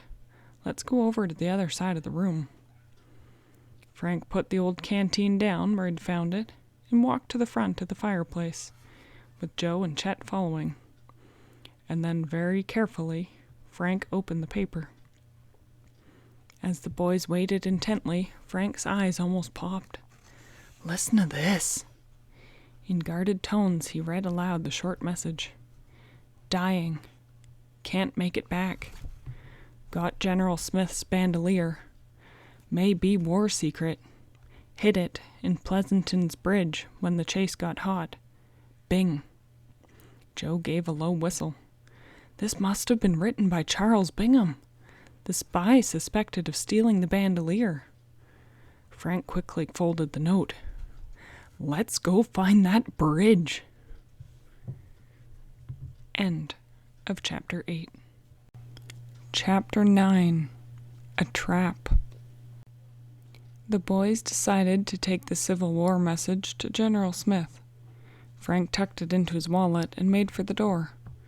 As he, Joe, and Chet left, the guard called after them in a gravelly voice, "Remind yourselves not to come back." But the boys paid no attention. After waiting a moment for Chet to snap a picture of the historical building in which the important clue had been found, Frank drove toward Centerville. Stopping in front of a service station, he asked for gas and requested directions to Pleasanton's Bridge. "Pleasanton's Bridge? Never heard of it," replied the attendant. "It's in the vicinity of Rocky Run," Frank said, "or at least it ought to be."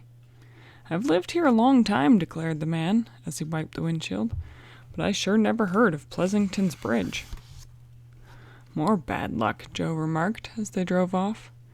"Now that we've found a good clue, we can't locate the bridge."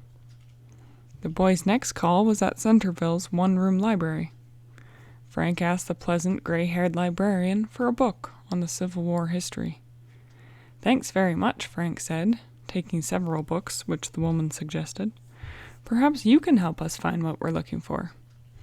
When he told her of their quest for Pleasanton's Bridge, the librarian took off her spectacles and frowned in deep thought. "A Captain Pleasanton was in the Battle of Rocky Run," she stated, "but I've never heard of a bridge by that name." Sitting down with the boys, she helped them scan the books. In vain, a search for the mysterious bridge. When their perusal proved to be of no avail, Frank thanked the woman for her help. Chet smiled wryly as the boys left the library. "Well, fellows, I guess the mystery of the lost gold ends right here," he sighed. "There's not much we can do now." Frank set his jaw and snapped his fingers. "Wait! I have it!" "What?" Chet asked, as he and Joe followed Frank at a brisk jog across the square. Frank headed for the courthouse. Joe kept pace, but their stout friend lagged behind, his eye on the lunchette and candy store. The Hardys went straight to the old man who registered deeds. He recognized Frank at once. "Looking up more deeds?" he asked. "No," Frank said with a smile. "I'm looking for a bridge. Pleasington's Bridge."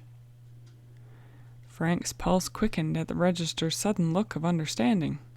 "Pleasington's Bridge? Well, son, I hadn't heard mention of that in many a year. Well, until just a little while ago." "What do you mean?" Frank asked apprehensively. "You're the second fellow to ask me that question in less than an hour," the man said. "You all playing a game?" Frank assured him that they were not, and asked what the other inquirer looked like. "He was a tall, dark man, stranger to me, didn't give his name." "Did he have a mustache?" Joe asked, suspecting Professor Randolph at once. "No, he was clean-shaven." The Hardys were puzzled. Was the stranger Dr. Bush? "Did you tell the man where the bridge is?" Frank asked, trying to conceal his excitement. The register took a deep puff of his pipe and blew a cloud of smoke into the air. "Take it easy, son. There's nothing to get wrought up about. The bridge isn't there anymore." "It's gone?" Joe asked. The old man ran his thumbs up and down his suspenders and leaned back in his chair. Then with measured words he told them that Pleasington's was the military name given to a stone and timber bridge over the Rocky Run. It was called this because Captain Pleasington had been assigned to defend it. A furious battle had raged on either side of the span, and when Pleasington had found his position untenable, he'd destroyed the bridge. "Then there's nothing left of it?" Joe asked. "Well, I wouldn't say that. The old abutments are still standing," the man replied, drawing the flame of a match to the bowl of his corncob pipe. "I'll tell you all how to find it. Go south on the country road 2 miles, and then turn right till you come near the new bridge over Rocky Run. Pleasington's Bridge is about half a mile downstream." The boys thanked the old man and hurried out. As they got into the car, Chet arrived with a large bag of sandwiches and 3 cartons of milk. "Guess this'll do for lunch," he said with a grin. "More than that," Frank said. "Hop in. We're bound for Pleasington's Bridge." "You found out where it is?" Chet asked incredulously. Then he pointed to a poster on a telegraph pole at the end of the curve. "Civil War rifle shootout on the 23rd, the boy read. "That's tomorrow, fellows. I'd like to see that." "Sounds like fun," Joe agreed. Frank drove down the highway and turned off where the register had told him. He pulled up at the new bridge. "Say, this is the place where the guy in the black sedan stopped to look at us," Chet remarked. "Hope he isn't around here now." "We'll keep our eyes open," Frank promised.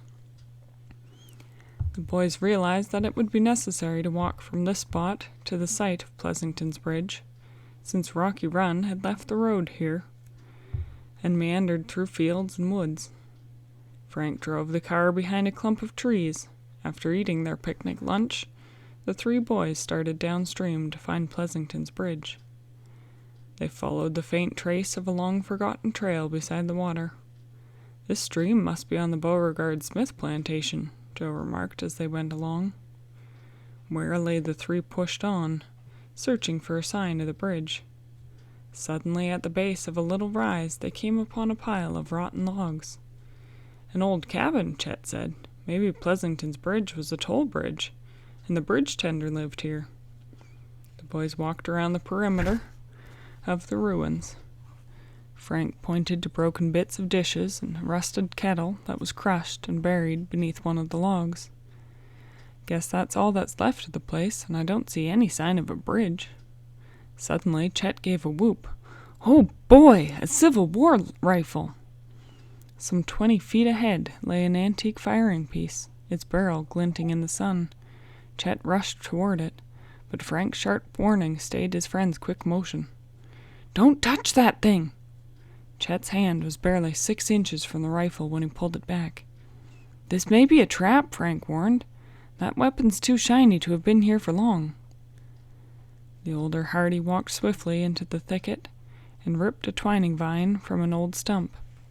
Tying several pieces together, Frank made a long string from the tendrils. Carefully and without touching the rifle, he tied one end to the stock. Then Frank motioned Joe and Chet to stand off at some distance behind a tree. When all three boys were concealed, Frank tugged gently on the other end of the vine. Into the air flew a shower of sparks. "Good night," Chet cried. "That rifle's charged with electricity." "I thought there was something phony about it," Frank said grimly. He tugged on the vine again, and another arc of sparks flew from the weapon, hissing and crackling. "I think we better get out of here fast," Chet declared, moving back. Suddenly, the sparks stopped. Frank felt a gentle release on the rifle, as if it had loosened from something. He pulled the weapon toward him. What do you suppose charged it? Chet wondered, wide-eyed, when the old firing piece finally lay at their feet. The boys cautiously examined the spot where the weapon had lain. They probed the grass with sticks, and Joe pointed out a long wire. "This must have been attached to the rifle," he exclaimed. "Let's see where it goes." Knowing that the wire was probably still charged, the three poked along its course with meticulous care. Just beyond, the sight that greeted the boys made them shudder. On the side of the trees was an electric power line, and looped over one of the cables was the wire that they were following. "Bush's men, or somebody, apparently, will stop at nothing," Frank exclaimed. "That trap was laid with professional skill." Standing far back from the wire, he knocked it from the overhead cable with a stick. It hit the ground, rendered harmless to anyone else who might pass by.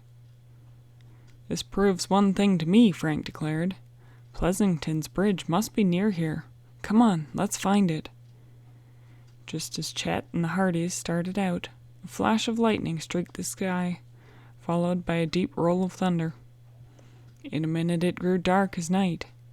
A moment later a torrent of rain whipped at the woodland furiously, accompanied by a heavy wind which tore through the treetops. Rocky Run was almost obscured by the downpour. The boys ducked under some low bushes, hoping that the storm would subside. Instead, it grew worse. Lightning traced jagged patterns in the black sky, and thunder roared through the hills. "We better get back," Chet shouted. "It's not—" A blinding flash, coming simultaneously with a terrible ripping sound, interrupted the boy. "Watch out!" Joe pitched himself at Chet, bowling him out of the way, as the splintered trunk of the tree came down only an instant before it buried itself in the bush where that boy had been crouching. "That was too close for comfort," Chet panted with fright. "Let's get out of these woods." The Hardys needed no urging. With Joe carrying the rifle, the boys quickly made their way through the howling, thrashing storm. They were drenched, and water was squishing out of their shoes by the time they reached the car and tumbled into the seats. Frank quickly started the engine and headed through the teeming rain toward Centerville. Reaching General Smith's home, the soaked boys dashed to their rooms for a change of clothes. Upon returning to the first floor, they found their host in the living room. The man was greatly agitated when he heard the story of the electrified trap. "An attempt to kill you? I'd like to lay my hands on those fiends. Where's the rifle?"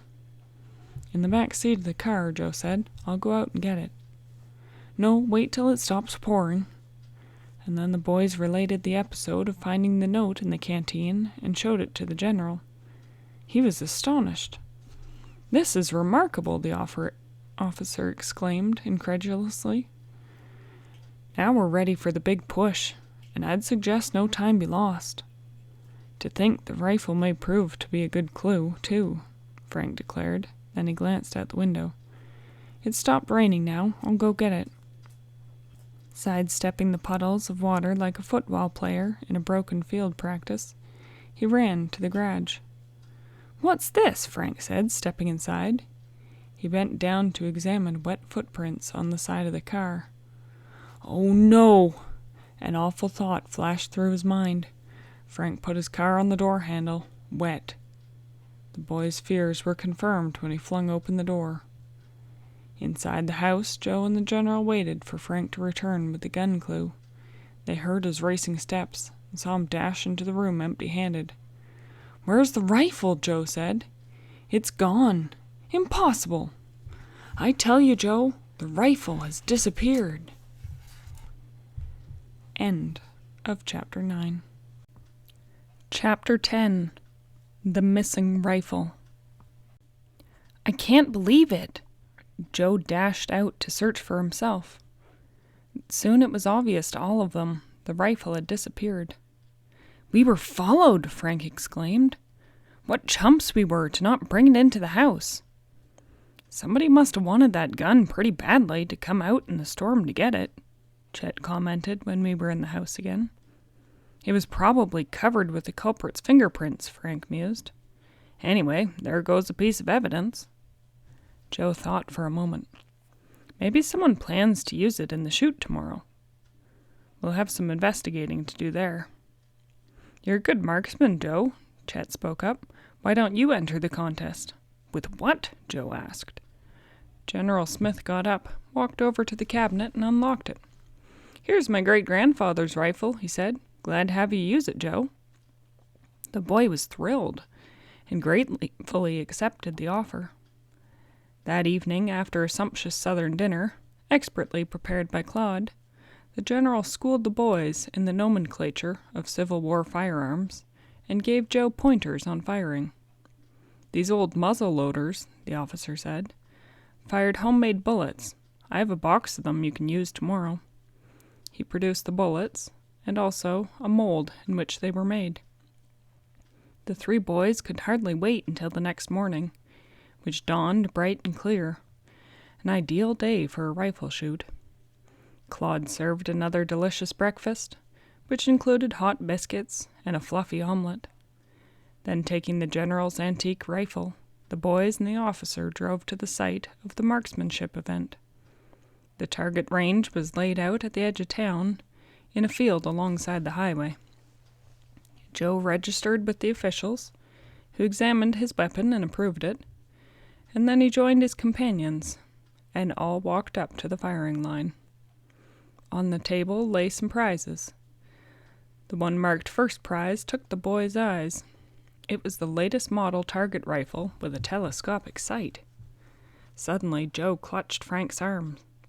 "There's the stolen rifle!" He pointed to a youth holding an antique firing piece. The Hardys spoke quietly to the others, doing their best to conceal the excitement that they all felt. "This is the time for a showdown," Joe declared. "I agree," the officer assented. "We better confront him right now before the meet begins," Frank suggested. With the general following, the boys strode over to where the youth was standing. Joe faced him squarely. "I believe that's my rifle you have." "Says who?" The youth stared defiantly as a small crowd gathered, sensing a fracas. "We all say so," Frank said firmly. The youth raised the weapon menacingly. "Prove it," he cried. "Put that down," General Smith snapped. The officer's command, plus the added weight of his uniform, caused the young fellow to change his attitude. He lowered the rifle until the stock rested on the ground, and then continued his protest. "I didn't take nobody's gun," he said stoutly. "You can't prove that this is yours." Joe realized that he only had a slim claim to the rifle. Since he'd found the weapon in the woods, he could present no receipt to show that he'd purchased it. The boy might be telling the truth. There was the possibility that two firing pieces were identical. General Smith broke the deadlock. "We'll look into this later. The shoot mustn't be delayed." At that moment, an official sounded the bugle call, and the contestants lined up. The shoot began with burst after burst of musketry. As Frank watched Joe with his shirt open at the neck and his eye cocked over the sight of the Civil War rifle, he mused that his brother could have stepped out of the pages of a history book. The boy's finely muscled arms held the weapon firmly, and the general observed with pleasure his gentle squeeze of the trigger. "Atta boy, Joe!" Chet shouted as his friend scored a bullseye. Joe gave his companions a brief smile and then hurried to reload. The boy handled the firearm like a veteran, blazing away shot after shot. "Cease fire!" one of the judges shouted the command, and the riflemen put down their weapons so the targets could be inspected. The 4 with the highest scores would continue. Joe turned out to be among the remaining contestants, and so was the youth that he had confronted. "Come on, Joe, beat that guy!" Chet banged a clenched fist into his palm. Joe looked toward the general. The officer nodded encouragingly as the meet resumed. 10 shots apiece. Joe's rifle spoke with precision as he sent bullet after bullet ripping into the target. Once Joe glanced at the youth standing beside him, his opponent remained calm and expressionless, firing quickly after loading and aiming. A sudden silence told the onlookers that the marksman had finished. The judges hurried forward to examine the targets. 5 out of 10, one of them reported, peering at the first target. 7 out of 10, came the next call. The official who examined the surly youth's targets announced. 8 out of 10. A judge studied Joe's target. The man paused a moment and then beckoned another official to his side. Together they examined the card carefully. One of them cleared his throat. 8 out of 10, tie score. Frank ran up and thumped his brother on the back. "Swell, Joe." The boy grinned. "But I didn't win." He stepped toward the fellow who'd tied the score. "Nice going. Maybe they'll let us shoot it out." His rival turned on his heel and walked away. "Great guy," Chet muttered sarcastically. General Smith praised Joe and went on to say that the judges were arranging a shoot-off. "You'll get a 10-minute rest," he relayed. "Sit down here on the grass and relax." As Joe stretched out beside his rifle, Frank and Chet wandered off among the spectators. "Let's see if we can find Joe's rival," Frank suggested. Then he added, "Oh, hi there." "Enjoying yourself?" asked the genial old register of deeds from the courthouse. "We sure are," Frank answered. "It's great fun to watch them shoot these old Civil War weapons." "They made some real dandy guns in the old days," the man mused. "My grandfather manufactured them. But I don't know what's becoming of our local boys," he added regretfully. "What do you mean?" The old man took a couple of quick puffs at his corncob pipe and blew the smoke idly out of the corner of his mouth. "Our boys," he said, "ain't as good a shots as you visiting fellers."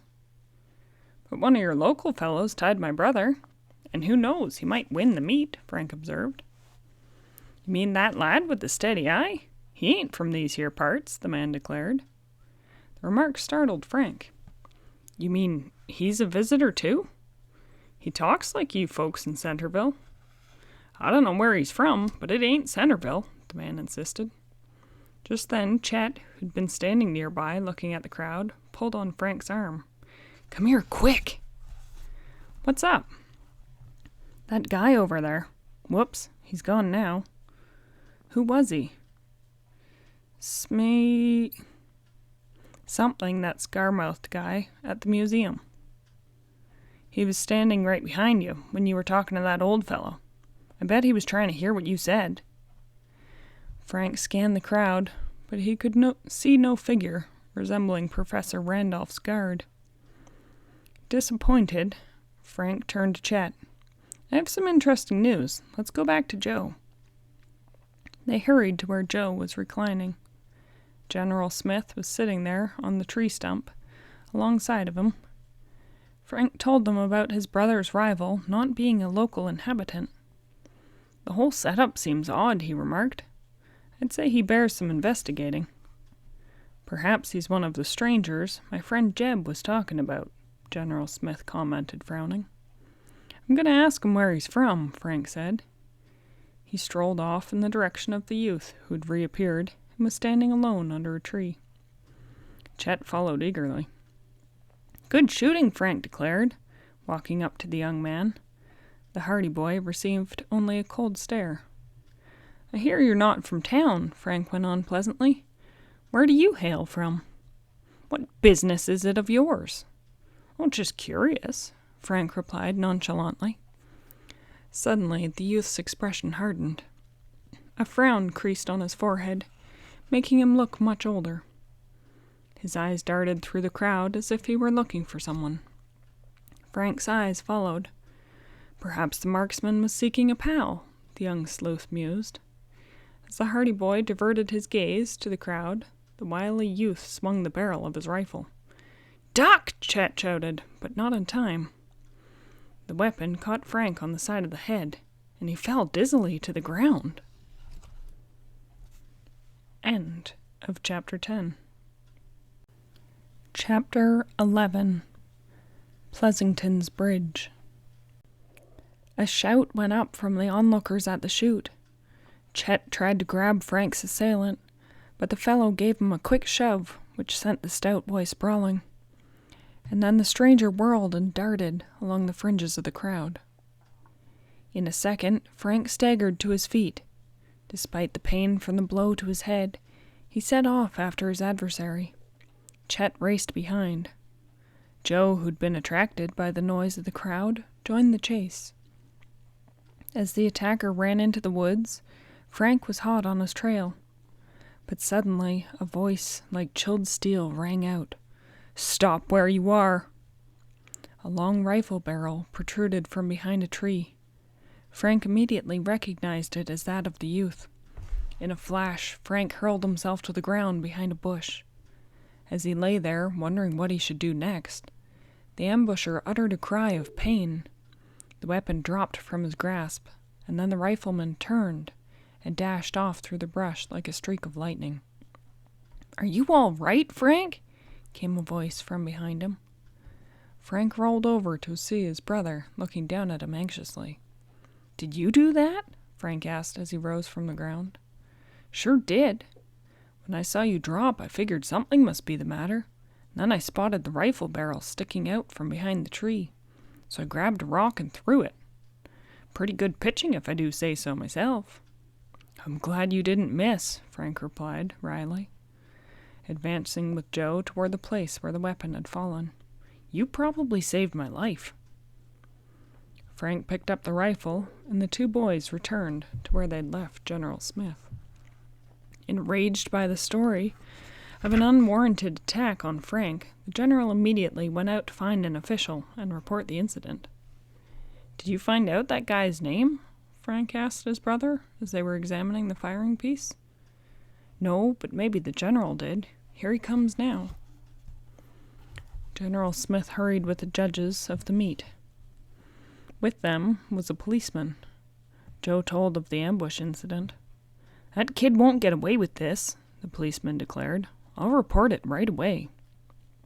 Joe asked who the boy was. The general answered. He signed the register as Jimmy somebody, but he scribbled the last name. We can't make it out. "Probably done on purpose," Frank remarked. Suddenly he snapped his fingers. "Why didn't I think of that before? I'll bet Jimmy is Junior. The Junior of Bush's gang? That rifle certainly looks like the one that was set as a trap in the woods." Their conversation was interrupted by the sound of somebody crashing through the bushes. Out burst Chet. His clothes were bedraggled, and perspiration was pouring from his face. "Where have you been, running a marathon?" Joe asked his friend, who was gasping for breath. Frank threw his arm around the boy's shoulders. "Take it easy, Chet. We can wait." When his breathing was normal again, Chet swallowed hard and said, "I saw him. I know where he went." "Who?" "That guy who socked Frank." Chet said that he'd seen the stranger flee and had circled the woods and spotted the fellow coming out of the trees at the edge of Centerville. He'd headed into town and Chet had followed, unobserved, it seemed. I saw him run into the hotel," the boy reported. "I peeked in a window, and there he was in the lobby talking to Professor Randolph." "Good night!" Joe exploded. "I wonder what they're up to," Frank mused. "Let's go and find out." Leaving the judges, who promised to send Joe the prize rifle, which he'd won by default, the boys and the general hurried to their car. Joe locked his borrowed rifle, as well as the vengeful youth's rifle, in the trunk. Then, with Frank at the wheel, the group sped off toward Centerville. The Hardys dashed through the hotel doorway. Joe, in his headlong rush, bowled over a man onto the carpet of the plush lobby floor. "Oh, sorry," the boy said, bending over to help the man to his feet. "Professor Randolph." The man brushed off his suit coat, straightened his string tie, and glared. "Watch where you're going. You're going to hurt somebody." "Do you want to hurt somebody?" "We don't," Frank spoke up. "But we have an idea that somebody you know would like to harm us." "The name's Jimmy," Joe blurted. "Nearly took a shot at my brother in the woods. Where is he?" As the professor stepped back a pace, his eyes narrowing as the general entered the lobby with Chet. "I don't know what you're talking about," he said firmly. "I saw you talking to him right here in this lobby," Chet declared. The professor's eyes snapped fire. "I don't know anybody named Jimmy," he said icily. "If you'll step aside, I'll continue on my way." He hurried out the door and quickly disappeared. "Maybe you've got your wires crossed, Chet. Saw him talking to somebody else," Joe said. Chet insisted that he was not mistaken. At his suggestion, Frank checked with the desk clerk, who verified that Randolph had been talking to the young man. The clerk's description of the youth fitted Frank's assailant. The three boys went into the hotel washroom, where Frank bathed the bruise on the side of his head. "We'll have to go back to the museum if we want to get a hold of Randolph again," Joe declared as they returned to the hotel porch, where General Smith stood waiting. But Frank thought that they should get to Pleasanton's Bridge without delay. The general settled the matter. "You fellows continue your search for the gold," he said. "I'll go to the museum and I'll investigate this man Randolph." The general grinned. "It'll give me a chance to find out how much I've learned from you Hardys about detective work." After a quick lunch at the hotel, the boys set off once more for Pleasanton's Bridge. Frank drove to the new span and parked the car behind a huge old oak tree, hoping that no one would notice it. Presently they reached the pile of rotting logs that had once been a cabin. All was peaceful. Rocky Run gurgled and churned musically around the smooth boulders scattered along the stream bed. "Let's take a rest," Chet suggested. "This heat is killing me." Frank remarked that it was no place to be caught napping. "The more we keep our eyes open, the better it'll be," he said. The boys went on. About 15 minutes later, they came up on 2 stone abutments on either side of the stream. They were completely covered with vines and moss. "We've found Pleasanton's Bridge," shouted Joe, running toward the ancient stonework. "Now for the bandolier." Was the clue to the lost gold somewhere within the massive piles of stone and mortar? The boys wondered this eagerly. Or had someone else already found it? "We'll have to go over each stone individually," Frank said. "I may as well start on this side of the water." He began to work on one part of the abutment. Chet and Joe decided to cross over to the other side. They stepped carefully on large rocks and made their way to the opposite bank. The shady coolness of the stream and the overhanging trees was a welcome relief to the perspiring boys. They feverishly began to examine each rock and crack in the old structure. "I guess they built this thing to last 1,000,000 years, Chet called out as he climbed higher on the pile of stones. But Frank was too busy to reply. His hands felt the rough surface of one stone after another. His knife probed every moss-covered crack between the ancient building blocks. Occasionally, a piece of the abutment would fall into the stream with a loud splash.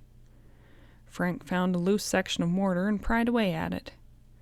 Like a thin wedge of pie, the mortar slipped out, leaving just enough room for Frank to slide his hand into the crevice. His finger found a small opening in the stone. "Joe, Chet, come here!" "Find something?" "I think this stone will come out," Frank called excitedly. "Help me chip away the rest of the mortar." The two quickly came to his aid. Using sharp rocks and their pocket knives, The three boys speedily cut away the crumbling cement that held the stones together. Frank tugged at the stone with a hole in it. The stone moved a fraction. "It's coming!" he shouted. With a sliding, grinding sound, the big stone was yanked from its spot where it had lain for decades. Quickly, Frank peered into the gaping hole. "I see it!" he cried hoarsely. "The bandolier!" End of Chapter 11. Chapter 12. The Cap Box. Frank reached into the hole and pulled out the bandolier. Its leather strap was rotted with age and worn away from the rusted buckle, but the silver cap box was still firmly attached by 2 rivets. While Joe and Chet looked on excitedly, Frank tried to open the box. "There doesn't seem to be any way to unfasten the lid," he said. "Must be a secret lock on it." "Let me try it," Joe said eagerly, reaching for the bandolier. "Careful," Frank warned. "Don't break the leather. General Smith will certainly want to keep this." Joe handed the bandolier over gingerly, and then turning the box over and over in vain in an attempt to locate the hasp or tiny hinges. "I can't find any opening either," he said finally. "We'll have to put it under a magnifying glass." "Let me see it," Chet begged, extending an eager hand. As Joe gave the bandolier to his friend, they heard a woman scream. The cry for help that followed came from the woods just ahead. "Someone's in trouble," Frank cried. The 3 boys raced in the direction from which the sound had come. The Hardys soon outdistanced Chet, who panted some distance behind them. Joe and Frank searched futilely for the woman who had screamed. "Hello? Hello?" Joe shouted, but got no reply. "That's funny," Frank said. The voice sounded as if... "Hey, did you hear Chet cry out?" The Hardys turned and rushed back. 100 feet beyond, Chet was struggling from the ground, rubbing his head. His hands were empty. "Get him!" he cried hoarsely. "Someone hit me from behind and grabbed the bandolier." The Hardys waited no further for any more explanation than Chet's pointing finger. The cry had clearly been a hoax to separate the trio, while someone stole the secret to the missing gold. Probably the thief had called in a falsetto voice, then had circled back through the brush to waylay Chet. The boys could hear 2 persons crashing through the woodland and raced after them at top speed. "They're heading for the highway," Frank exclaimed. The brothers saw 2 figures scramble up the embankment to the new bridge. A moment later they heard the roar of a motor. "Oh no!" Joe cried in dismay. The familiar black sedan, which had apparently been parked at the bridge waiting, sped off in the direction of Centerville. "We'll catch them!" Frank dashed toward their own car, and then let out a cry of despair. The left front tire of the vehicle was flat. Bush's men must have let the air out. "What goofs we were not to leave Chet here on guard while you and I search for the bandolier," Joe said bitterly. At that moment Chet lumbered up the bank and onto the bridge. "What's the matter?" he asked. "Why didn't you chase those guys?" Joe told him as he opened the trunk and pulled out a spare tire. "Hey, a car's coming," Frank said, running onto the bridge. He raised his hand and a speedy little sports car squealed to a stop. "Give me a lift? We've got a flat." "Hop in," said a middle-aged man. Frank turned to his brother and Chet.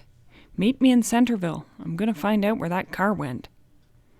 Frank stepped into the car, and the driver continued in the direction which the black sedan had taken only a few minutes before. Without revealing the details, Frank told the driver that the boys had been robbed. Upon hearing this, the man speeded up. When they came to the brow of a small hill, Frank saw the sedan crossing a bridge about a mile away. "There they go!" The excitement of the chase stimulated the sports car driver, and he went even faster. But they could not overtake the sedan. At a crossroad, Frank's keen eyes spotted the telltale marks of a swerving car. "They turned in here," he said. The man braked back up and looked at the skid marks and then agreed with Frank. "But," he added, "I must keep on this road to Hilton. I wish I could follow that car, but I have an urgent appointment." "Then let me out here," Frank said. "Many thanks for the lift." The man sped off, and Frank examined the marks of the thief's tires on the dirt road. After noting the design of the treads for further identification, he set off along the road at a trot. Half a mile further on, he paused again at a crossroad, picking out the tread along the right-handed fork, and hurried along. After following the tire tracks for about a mile, Frank stopped short. The line suddenly left the road and slewed off into a thicket. Entering the woods, he proceeded with caution to avoid any possible danger of ambush. The tracks led into thick copse, interspersed with shrubby trees. Except for a few birds and a scampering squirrel, there was not a sound. Ahead, under a low-hanging tree, Frank found the parked sedan. It was deserted. He scraped away the mud on the license plate and jotted down the number, and then studied the footprints near the sedan. They were hard to follow, for the thieves seemed to have separated at this point. Frank chose to follow the deepest prints, which presently led back to the side of the road. From here they ran straight, skirting the old battlefield of Rocky Run, and then strangely they were gone completely. As Frank stood debating what to do next, he realized that the museum was located directly to the right. Had the thieves gone there to investigate? "I'll see what's going on anyway," Frank thought. "That professor and the guard are sure phonies." As he walked along, he mulled over the events of the past few hours. Frank was convinced there might be a tie-in between the man who'd grabbed the bandolier and the professor. This time he would spy on the place and perhaps learn something important.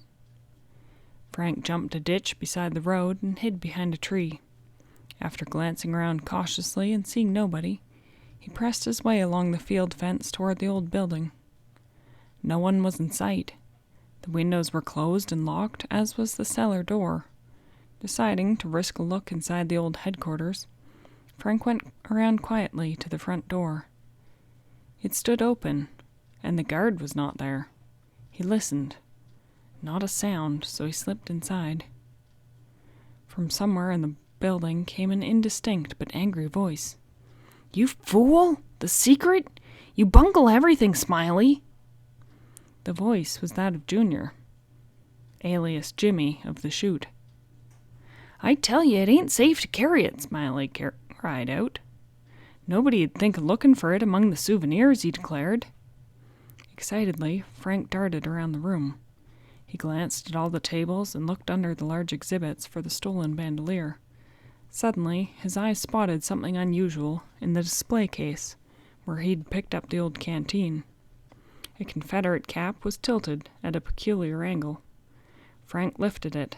Underneath lay the silver cap box. Frank let out a low whistle as he grasped the box and then tiptoed toward the door.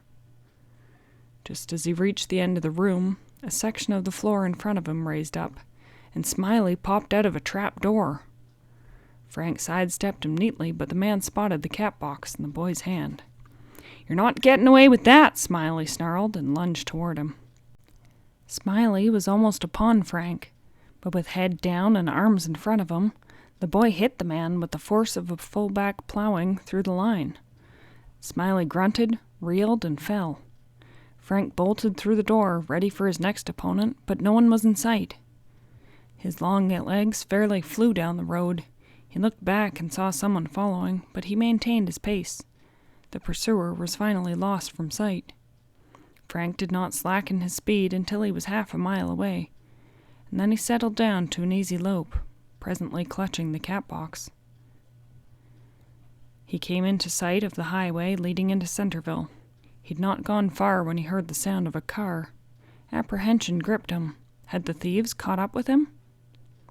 Frank hid behind the hedge and waited, his heart pounding like a riveting machine. As the car approached, he gave a whoop of joy. It was the Hardy's convertible. "Hi there," he called out, stepping into the road. Joe drammed on the brakes, and Frank jumped in. "I've got it," he panted, showing his prize. "Get to the General as fast as you can." "Great work," Joe cried, and sent the car speeding down the road. As they drove, Frank told his brother and Chet how he'd trailed the thieves and seized the precious relic. "There's no doubt now that Junior and Smiley, that's the guard's name, are mixed up in this thing. Probably the professor is in it with them, too," he said. "And we know that Dr. Bush is an enemy." The boys reached the house and ran in with the bandoleer's ammunition box. The general was both elated and astonished at their find. When the officer heard the story, he lost no time informing the chief of police of the strange doings at the old museum, and reported the license number of the black sedan. "I think these men might belong to a gang headed by a Dr. Bush," the General Smith reported. Chet felt relieved and hoped the troublemakers would soon be arrested, or leave when they saw that the police were checking on them. But Frank and Joe were of a different opinion. "This missing gold is a big prize," Frank pointed out. "And if that's what they're after, they won't be frightened into running away. They'll probably go into hiding at some new place around Centerville," Joe reasoned. "I wasn't much of a detective," General Smith remarked about his own investigation of Professor Randolph. "The museum seemed to be running the same as ever when I visited it. The old man was there and everything was peaceful. I didn't pick up a single clue." Joe smiled ruefully. Smiley wasn't on guard because he and Junior were probably the two who chased after and attacked Chet and then took the bandolier. Frank went to the kitchen and asked Claude for some silver polish and a cloth. The others followed and watched as he went to work on the ammunition box. In a few minutes the old souvenir, blackened by its long concealment in the bridge abutment, shone brightly. "Why do you do that?" Chet asked. "So we can examine it better," Frank said. "Joe, will you get our magnifying glass?" His brother went to the trunk of the car and returned with a special kit that the Hardys always carried. From it he took a powerful magnifier. Frank held the ammunition box under a bright light and went over it in minute detail. "I think I see where you open this," he stated at last. "Where?" Chet questioned, looking over his shoulder. "Right here in the corner." Frank pointed to a tiny circle cleverly worked into one edge of the box. "Now if the spring hasn't rusted, this ought to do it." He snapped out the can opener blade on his knife and carefully pressed the point against the circle. With a sharp click that startled the onlookers, the top of the box sprang open. "Bravo!" the general shouted. Joe emitted a low whistle. No wonder those crooks couldn't open it. Frank pried a piece of the folded parchment from the bottom of the box. The paper was in perfect condition, despite the many years it had lain secreted. Frank handed it to General Smith. "Just think," Joe said. "The last man to see this was your great-grandfather." The general did not reply. The boys were silent as they observed the solemn expression on the handsome, tanned face. And then he spoke. "This is strange. Very strange indeed. I suddenly had the feeling that I was standing in my great-grandfather's place. And there, in my old headquarters, when he put this paper into the ammunition box and made ready for battle." Chet cleared his throat and fidgeted. He wanted to know what was on that paper. "This is a great moment for me," the man went on. "I wonder what the message says." The boys turned their eyes from the officer to the table on which he spread the paper. "Look at that!" Joe exclaimed. "It's in code!" End of Chapter 12. Chapter 13. Digging for Gold. Scrawled on the parchment were 4 sets of numbers written in a row. 42236. 12223. 223. 222123.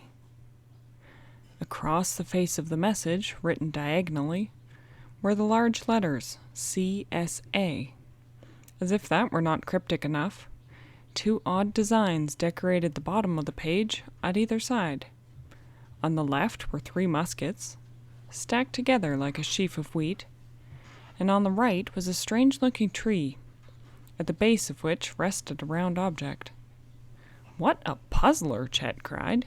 "It'll take all year to figure this out." Frank thrust his fingers back through his dark hair. Joe knew that his brother was concocting a plan. "I'd suggest," Frank said, "that we all sit down separately and work on this. And when we have some ideas, we'll get together." "Very good," the general declared. "Let's make 4 rough sketches so that we can each work on one."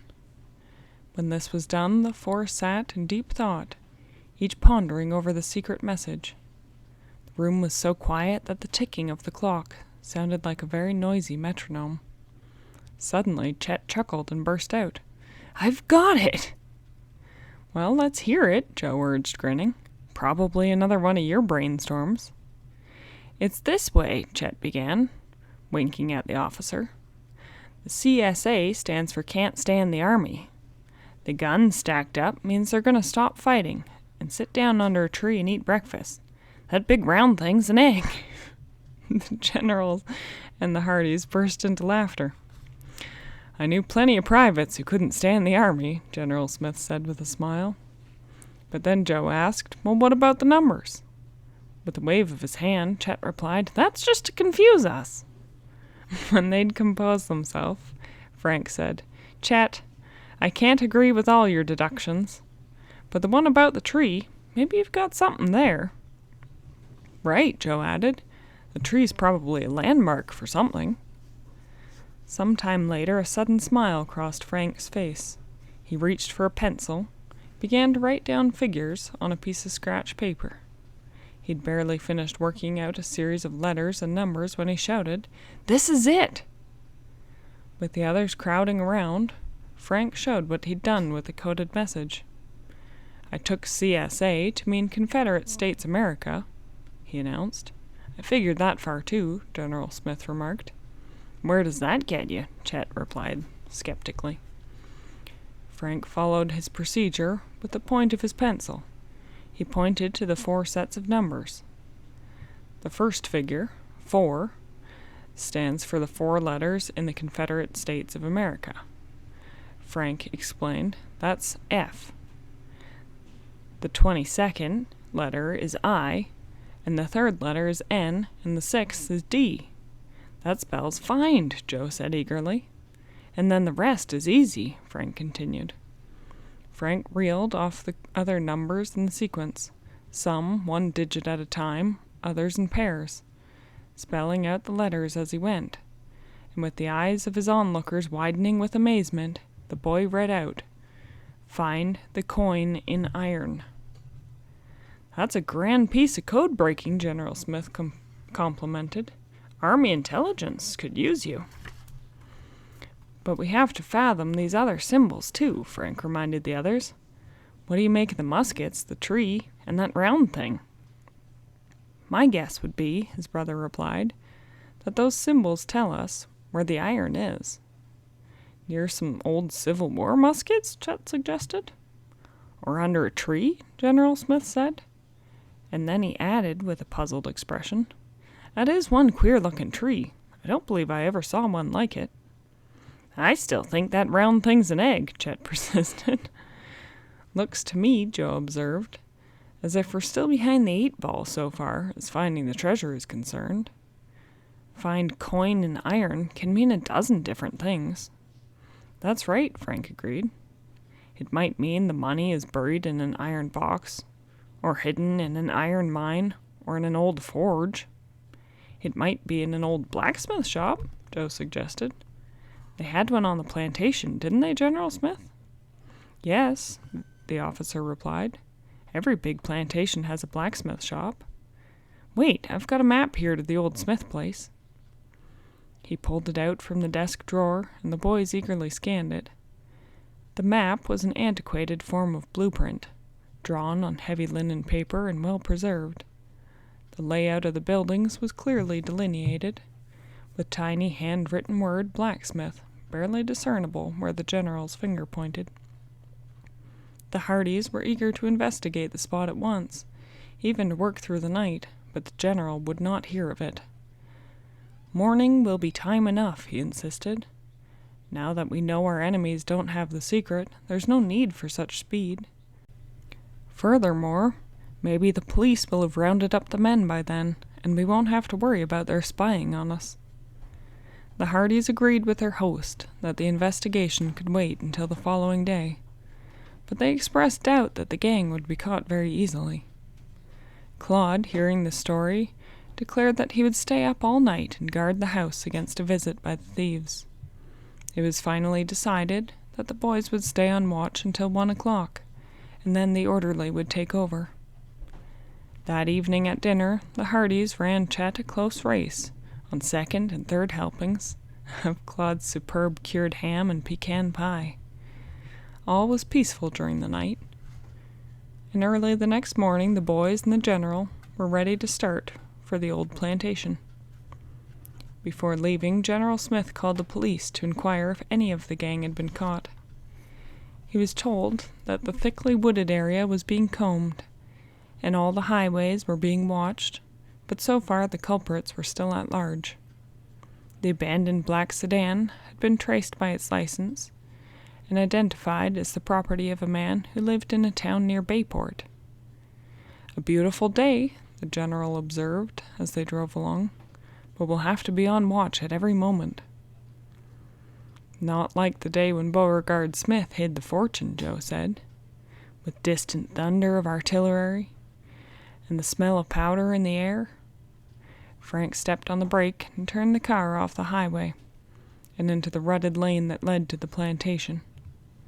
Presently he pulled up in front of the weed-grown foundation of the old mansion itself. They strode through the high grass toward the spot the blueprint had indicated as the plantation smithy. "This is the place," the general confirmed. He paced off the distance from the site to the barn. "Nothing here but a lot of rocks," Chet complained. "How are we going to find anything in this mess?" "Put your camera down," Frank suggested. "It'll swing against one of these stones and get smashed." "That means you want me to work," Chet said ruefully, as he took the hint and removed the camera strap from around his neck. Frank winked at his brother. "Full of deductions, isn't he?" "I gather from the old blueprints that the walls of the shop were about 10 feet high," General Smith declared. "When the place was attacked, I suppose the wall fell under bombardment, so whatever was inside should be at the bottom of this rubble." "Let's get at this pile," Joe said, pointing to a heap of crumbling masonry. In order to avoid a surprise visit by their enemies, General Smith suggested they take turns standing guard. He took the first shift. The three boys pulled and hauled, removing stone after stone as they delved deeper into the ruins of the old shop. The general walked around and around the spot, keeping an eye out for Bush, Randolph, Smiley, or Junior. "Wow, this is hard work," Chet exclaimed, as perspiration ran down his forehead and off the end of his stubby nose. "It's going to take us years to find anything here," he moaned, straining at another stone. Nevertheless, he stuck to the job, and the four worked with a silent intensity as the sun rose higher and higher.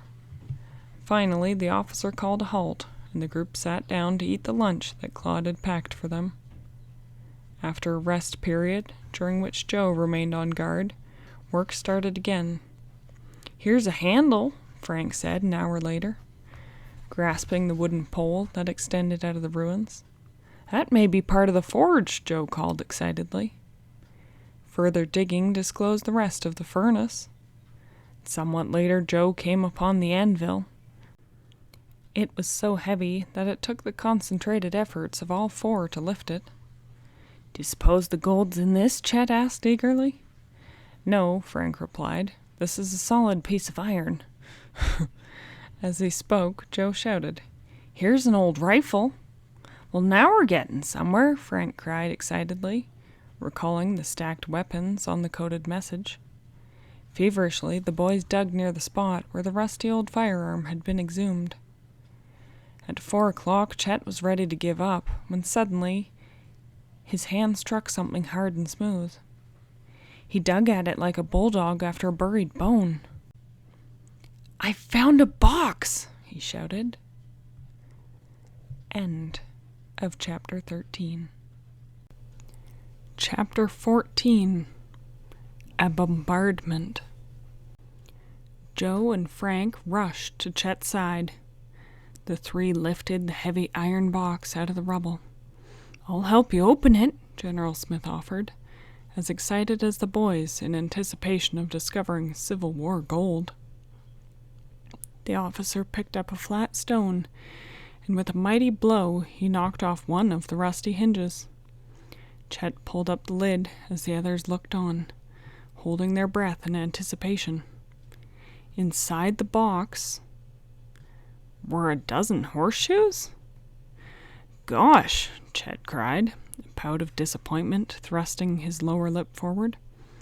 "Why would anybody put horseshoes in a strong box?" "Just for luck?" Joe grinned. "Maybe they were used as weights," Frank suggested hopefully. "Let's see if there's anything underneath them." Quickly lifting the horseshoes from the box, he found a piece of rawhide, and beneath it, the bottom of the box, there lay a sheaf of papers. "This was probably the box where the blacksmith kept his records," the general said as he read through the papers. There were bills for barrels of nails, bars of iron, and other materials used in the old shop. The last piece of paper read, "From Enfield Arms Company, Berkeley, England. 30 rifles, 100 cannonballs, taken to Arsenal." Seeing the word arsenal, General Smith's countenance took on a renewed interest. "So old Beauregard had his own personal arsenal. That's news to me." "There wasn't one on the blueprint," Joe commented. "It must have been one of the plantation secrets," Frank said. "I can understand why," General Smith reasoned. "Whoever controlled the arsenal controlled the plantation." "I think this is a hot clue," Frank spoke up. "The round designs on the message may have been representative of cannonballs. Those and the stacked rifles, it may have referred to the arsenal. If we could find it, we might discover the gold, or at least directions to it." "But where could the arsenal be?" Joe asked, puzzled. "Probably a long distance from the plantation buildings," the general reasoned, "and underground.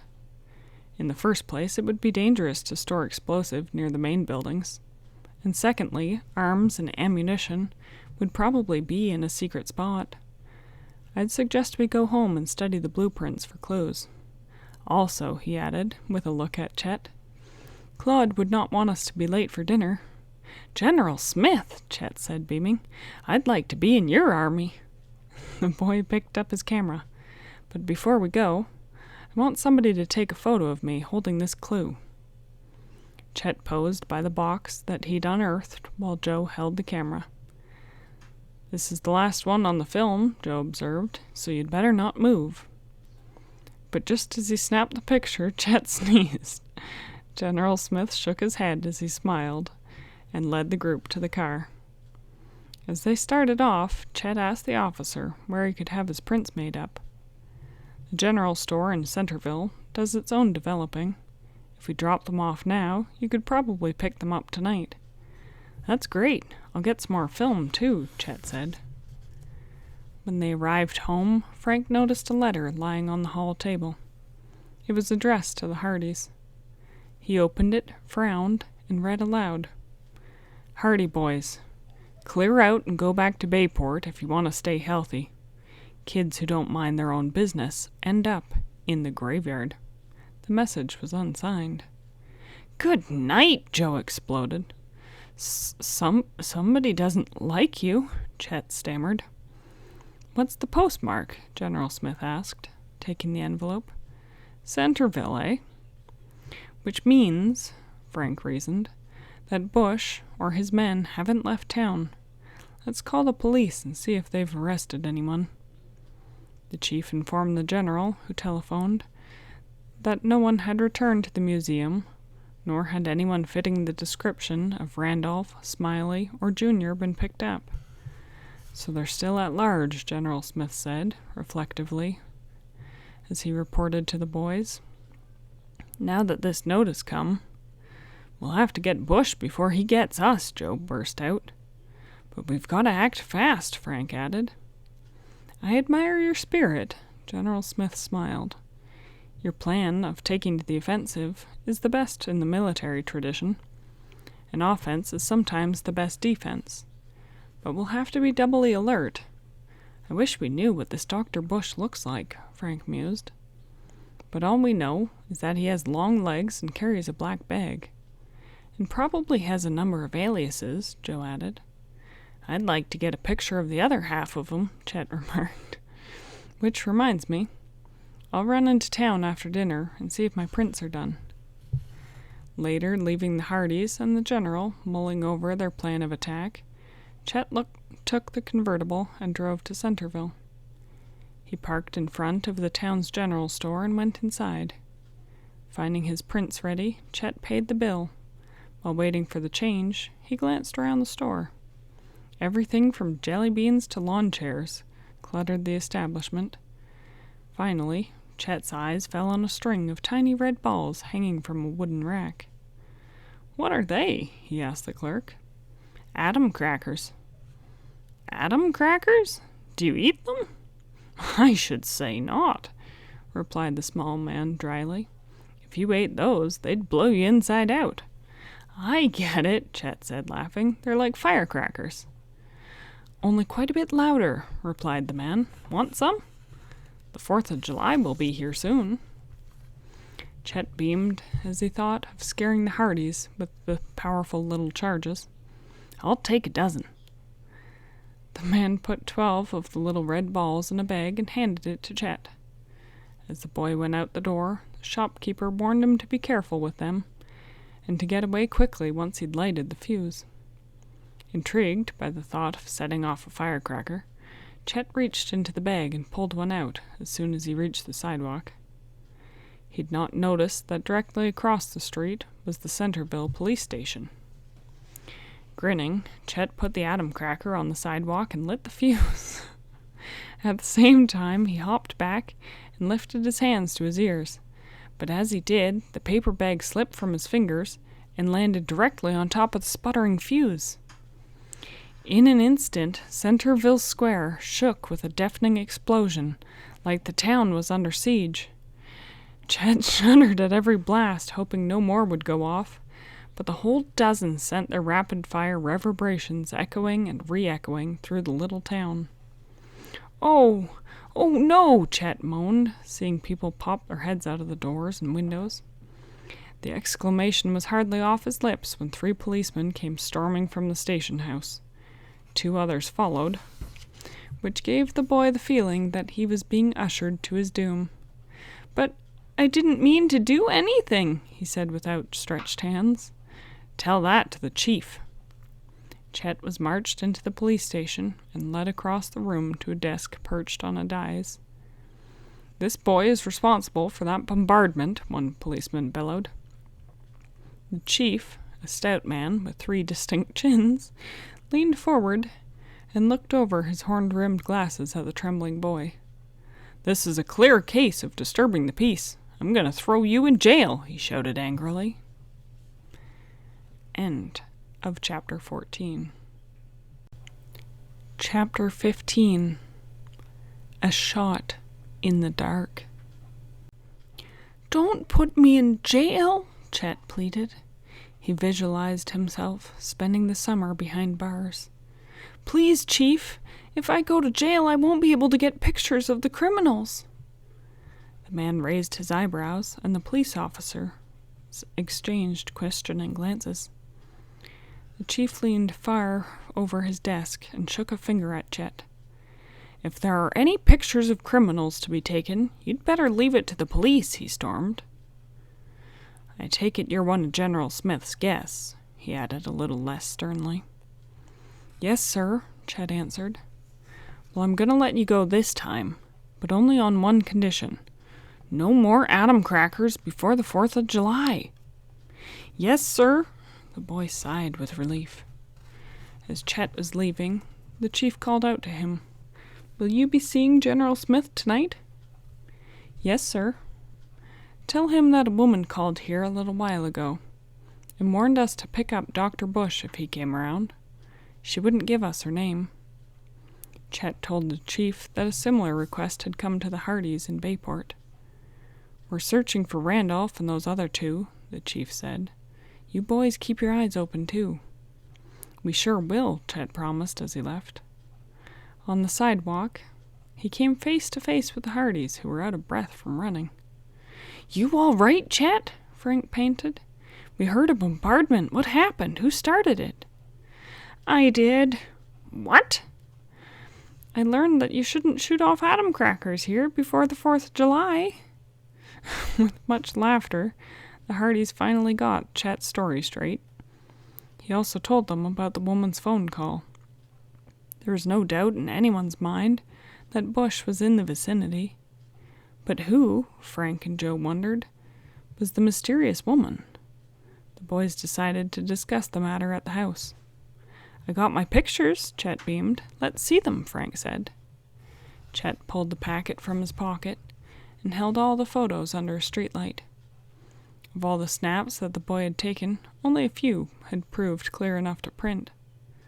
One showed the old museum, and another the ruins of the plantation. A third a hawk, which Chet had snapped mid-air. "What's this funny-looking thing?" Joe asked, holding up another print. "Gee, I don't know," Chet scratched his head. "It's upside down," Frank remarked. "Now I see it," Chet bubbled. "I must have taken this when I was backed into the well hole. Look, there's the guy who was spying on me." He pointed to the thick mass of foliage. "You're right," Frank agreed. "There are the man's back and shoulders and part of his legs." "Another half-man," Chet moaned. "Say," Joe's eyes lit up. "I wonder if this is the same man you got a picture of in Bayport." "We'll soon find out," Chet said, pulling the duplicate of the stolen print from his pocket. "The legs seem to match," Joe observed. "At least now we know that Bush has not only long legs, but has high square shoulders." "If only I'd gotten his face," Chet groaned. "Don't worry," Frank offered encouragingly. "We have 2 strikes on Bush now. Next time you'll get his face." As Chet put all of his photographs into the envelope, Joe went across the street to buy some more atom crackers. He returned in a few minutes with a bagful. "Let me see 'em," Chet begged. "No siree," Joe insisted, shoving the bag into his pocket. "These are for the 4th.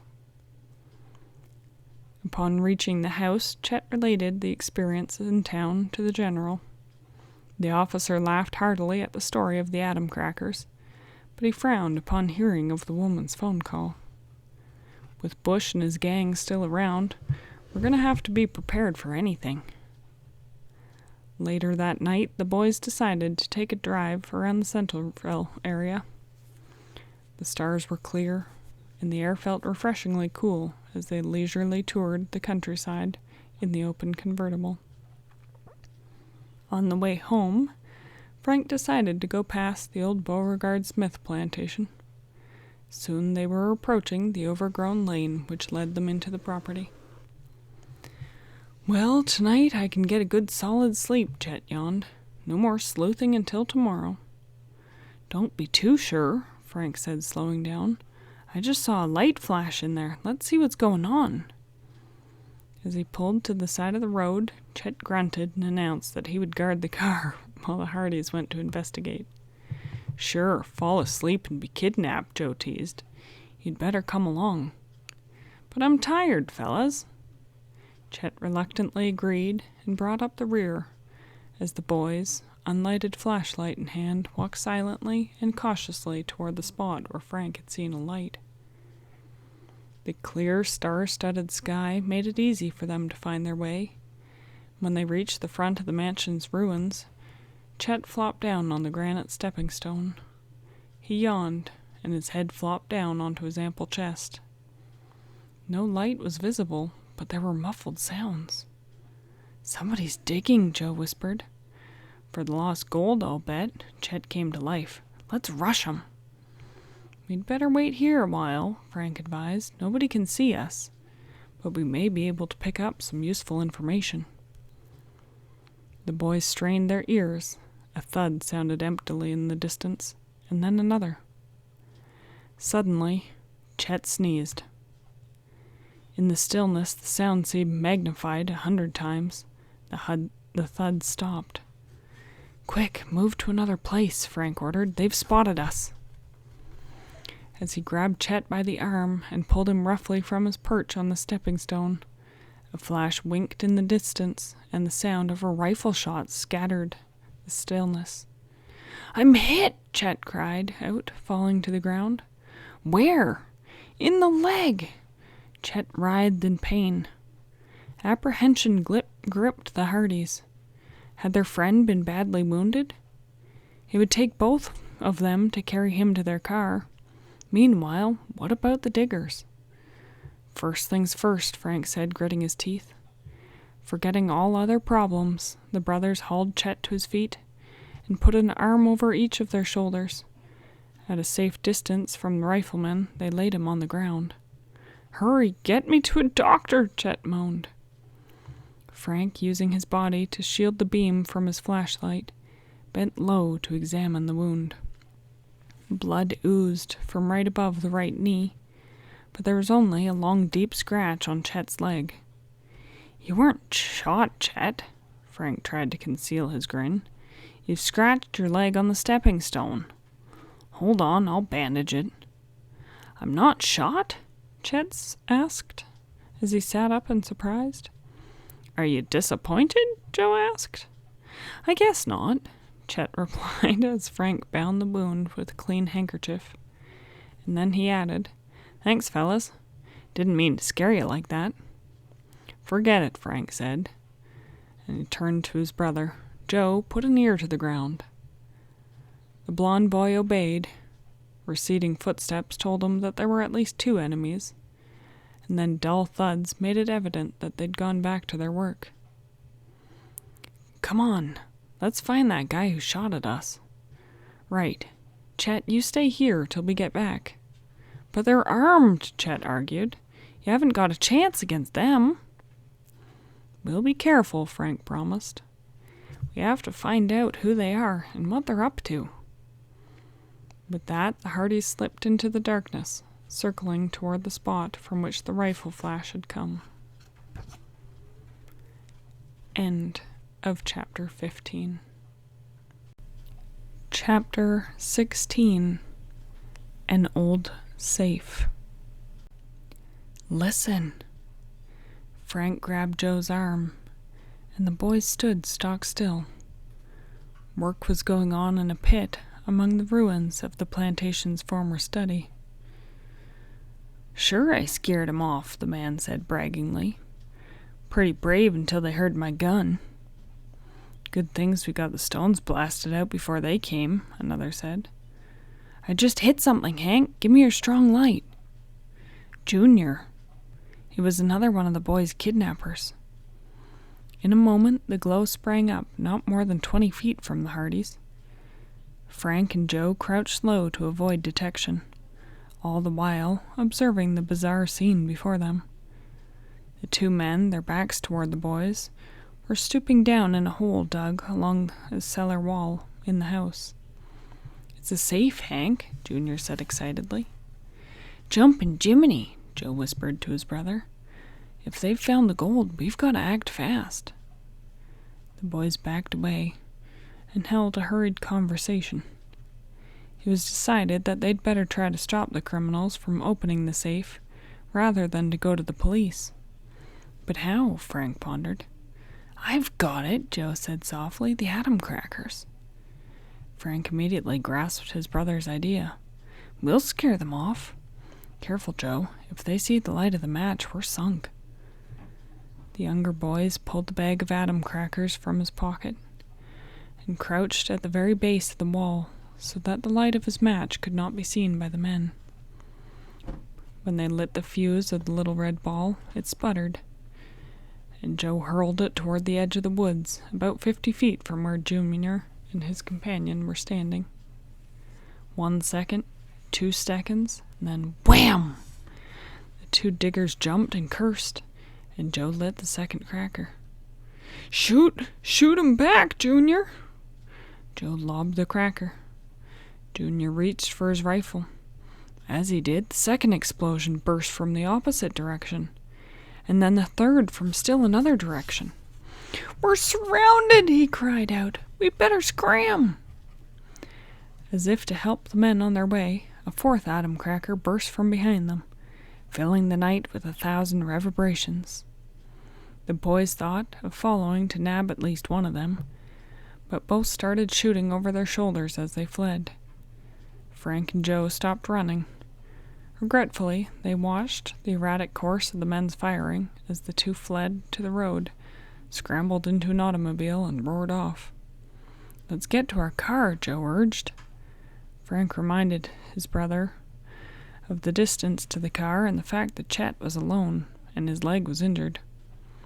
"I'd say we ought to have a look at that safe before Junior and Hank decide to return with the reinforcements." "You're right," Joe agreed. The Hardys went back to Chet, who was in a near panic because of the shooting. Relieved to see his friend safe, the boy declared that he could limp with little pain and insisted upon going to the pit and watching. "This sure is an old safe," Frank declared, as he climbed down into the hole and examined the large rusted object with the old-fashioned dial. Excitedly, the boys looked around for tools that the diggers might have left, so that it could open the safe. They found nothing but 2 spades, which were of no help. "Tell you what," Chet spoke up, "you stay here, and I'll go tell General Smith what happened. He'll probably want to come out here, and we can bring tools." "Good idea," Frank said. "You stay home and take care of that wound." Chet's leg was swelling and had begun to ache. When he reached the car, he gave a couple blasts on the horn to let the Hardys know that he reached it safely, and then drove off. Frank and Joe figured that the general would arrive by midnight, but 2 hours went by and he did not come. Had Chet been waylaid? The brothers wondered. Finally, the boys could no longer stand the suspense of waiting and started for the road. They'd made the turn toward Centerville when a car came along. Ducking behind some bushes, they let it go past without hailing the driver. There must be no more mishaps tonight. "It's our car," Frank whispered. "Look, it's turning into the lane." The Hardys followed on a run. The condition of the overgrown road was so bad that the car had to crawl along, with the result that the boys easily caught up to it. General Smith was at the wheel. When he stopped, Frank opened the door. "We were worried about you, sir," he said. "Is Chet all right?" "Yes, and being attended to by Claude at home. But he arrived with an empty gas tank. What a time I had getting some this hour of the night." "Well, let's get to work. I understand we're on the brink of finding some long-lost gold." In the back of the car was a crowbar, a sledgehammer, a file, and a blowtorch, and some rope which General Smith had borrowed from the garageman who'd sold him the gasoline. The boys lugged the equipment to the pit and pointed out the safe, which had been craftily concealed in a wall. "It's not going to be easy to open this," the officer said as he stood in front of it, "and the noise may attract attention." The general ordered Frank to stand guard while he and Joe worked. 15 minutes later, the blowtorch had failed to make a hole, but Frank thought they might crack through the hot iron. Joe replaced him as a guard. "Hold this chisel at the edge of the dial, General Smith, while I swing the sledgehammer," Frank requested. The officer held the chisel unflinchingly while Frank, his sure eye guiding the heavy tool, hit one crashing blow after another. The steel dial gave way grudgingly, but finally, with a mighty stroke, Frank knocked it off of the rusty safe. With a little prying, the bolt came loose, and Frank pulled on the door. It creaked open. He half expected a cascade of gold to tumble into his hands, but instead only a bundle of old papers greeted his eyes. "Here's a book," he said, reaching farther back into the safe. Frank opened it and flipped through the pages as General Smith trained his flashlight on the discovery. "A A diary, Frank exclaimed. Hastily, he read the entries in the old book, apparently written by Beauregard Smith himself. Recorded were the daily happenings on the plantation. With mention of the advance of the enemy army, the remarks became terse. Some days events were listed only in a sentence or two. Finally, the last entry in the old diary said simply, "Despairing. Have taken cannonballs to tunnel. Sent message to General Smith." Frank whistled. "What a clue! Joe, come here," he cried out. "First an arsenal, now a tunnel?" General Smith said. "This is getting more baffling as we go along." "The arsenal might be a tunnel," Joe said, after reading the notation. "I have an idea," Frank declared, "that the gold and that lot of old cannonballs are lying side by side in some secret tunnel. Tomorrow we'll have to start some real digging." "The sooner the better," Joe exclaimed.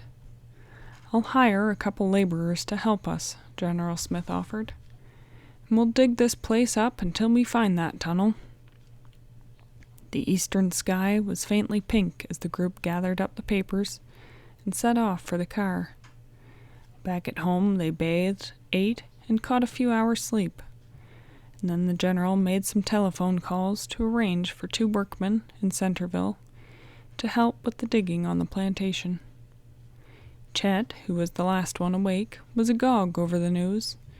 Though his leg was stiff and sore, he insisted upon going with the group to hunt for the tunnel. Directly after breakfast, they sat down to go to town to pick up the 2 workmen. On the way, the Hardys discussed with General Smith where the tunnel might be. "It's hard to say," the officer said. "I would imagine that it led from the cellar of the old mansion to one of the other buildings. Or it might have been an underground entrance for slaves coming to the house." A few minutes later, having picked up the laborers, they drove to the old plantation. "I want you to dig in the ruins of this mansion," the general told them. "We think there may be an old tunnel here somewhere." The laborers plied picks and shovels, and the boys pitched in to aid in the arduous task. Together they dug in the hot sun until late in the morning, when Joe's pick struck a layer of bricks. "Hand me a crowbar," he called to Chet, who was sitting on a pile of stones watching the work. His friend let down the long bar. Joe pried at the bricks by his feet. Suddenly they caved in and the crowbar plopped into a deep hole. "I've hit a tunnel!" Joe cried. End of chapter 16. Chapter 17. A Fresh Perspective. The opening that Joe had made in the earth was large enough for him to slip through. He beamed his flashlight below. There is definitely an underground passageway. "Lower me down here, Frank," he called excitedly. Frank and Joe interlocked their wrists, the older boy easing his brother down into the black hole. "Okay," Joe called hollowly in the vault below. "I've hit bottom. It's solid." "What do you see?" Joe flashed a beam around the moss-covered walls of the tunnel. "Nothing here," he shouted, "but I'll find out where it goes." "Wait for me," Frank urged. And in a moment he too was in the tunnel.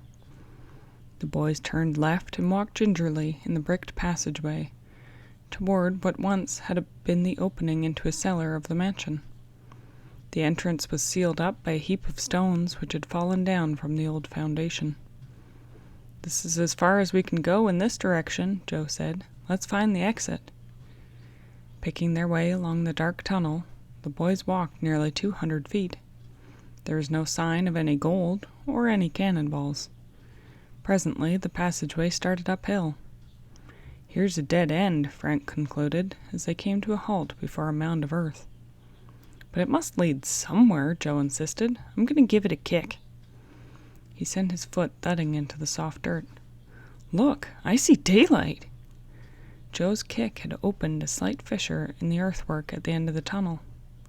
He stood back a few feet and then ran forward, twisting so that his shoulder hit the dirt wall with a solid impact. The end of the tunnel gave way, and Joe went sprawling. Frank followed quickly. The boys' eyes became accustomed to the sunlight, and they realized that they were at the foot of a small terrace behind the ruins of the plantation house. This knoll was probably built just to conceal the opening to that tunnel, Frank remarked. And it's concealing something else, Joe whispered excitedly. Look! Frank followed his brother's gaze to a figure crouched behind a tree, apparently observing every move of the two diggers, Chet and the general. He was thin and had a stubbly gray beard. Joe started toward the man, but in his haste he stepped on a twig, which snapped with the sound of a revolver shot. The watcher looked around, and when he saw Frank and Joe coming toward him, the man took to his heels. Hearing the sound of the crashing brush, the others at the ruins turned in surprise to see the Hardys racing after a stranger. "How in the dickens did they get out of that tunnel?" Chet sputtered. As the laborers watched open-mouthed, Frank and Joe sped after the fugitive, who seemed to be following a familiar route. Though a swift runner, he was no match for the Hardys. In a few minutes they overtook him. "Let me go!" he cried loudly as the boys held on to him. "I ain't done nothing!" The boys recognized the voice of that of Hank, the man who'd been with Junior when they discovered the safe. "Why were you spying on us?" Frank demanded. "None of your business what I'd do for the prof." The man caught himself and refused to say another word. "Pro?" Frank thought. On a hunch. He said, "Better talk, Hank. We know you're working with Professor Randolph." Frank's deduction had evidently been correct. A wild look came into their prisoner's eyes, and he made a desperate effort to escape. But the Hardys tightened their grip and escorted the man back to the ruins. General Smith met the trio a distance away from the laborers. "Brought in a prisoner, eh?" Frank whispered to the officer. "I'm sure he's one of the gang. He was watching us work." The general tried to make the man talk, but it was useless. He decided to turn the fellow over to the police at once. Since the Hardys wanted to investigate the tunnel further, they remained at the spot. After the prisoner's hands and legs had been firmly tied, with Chet as a custodian, they went along with the general to Centerville.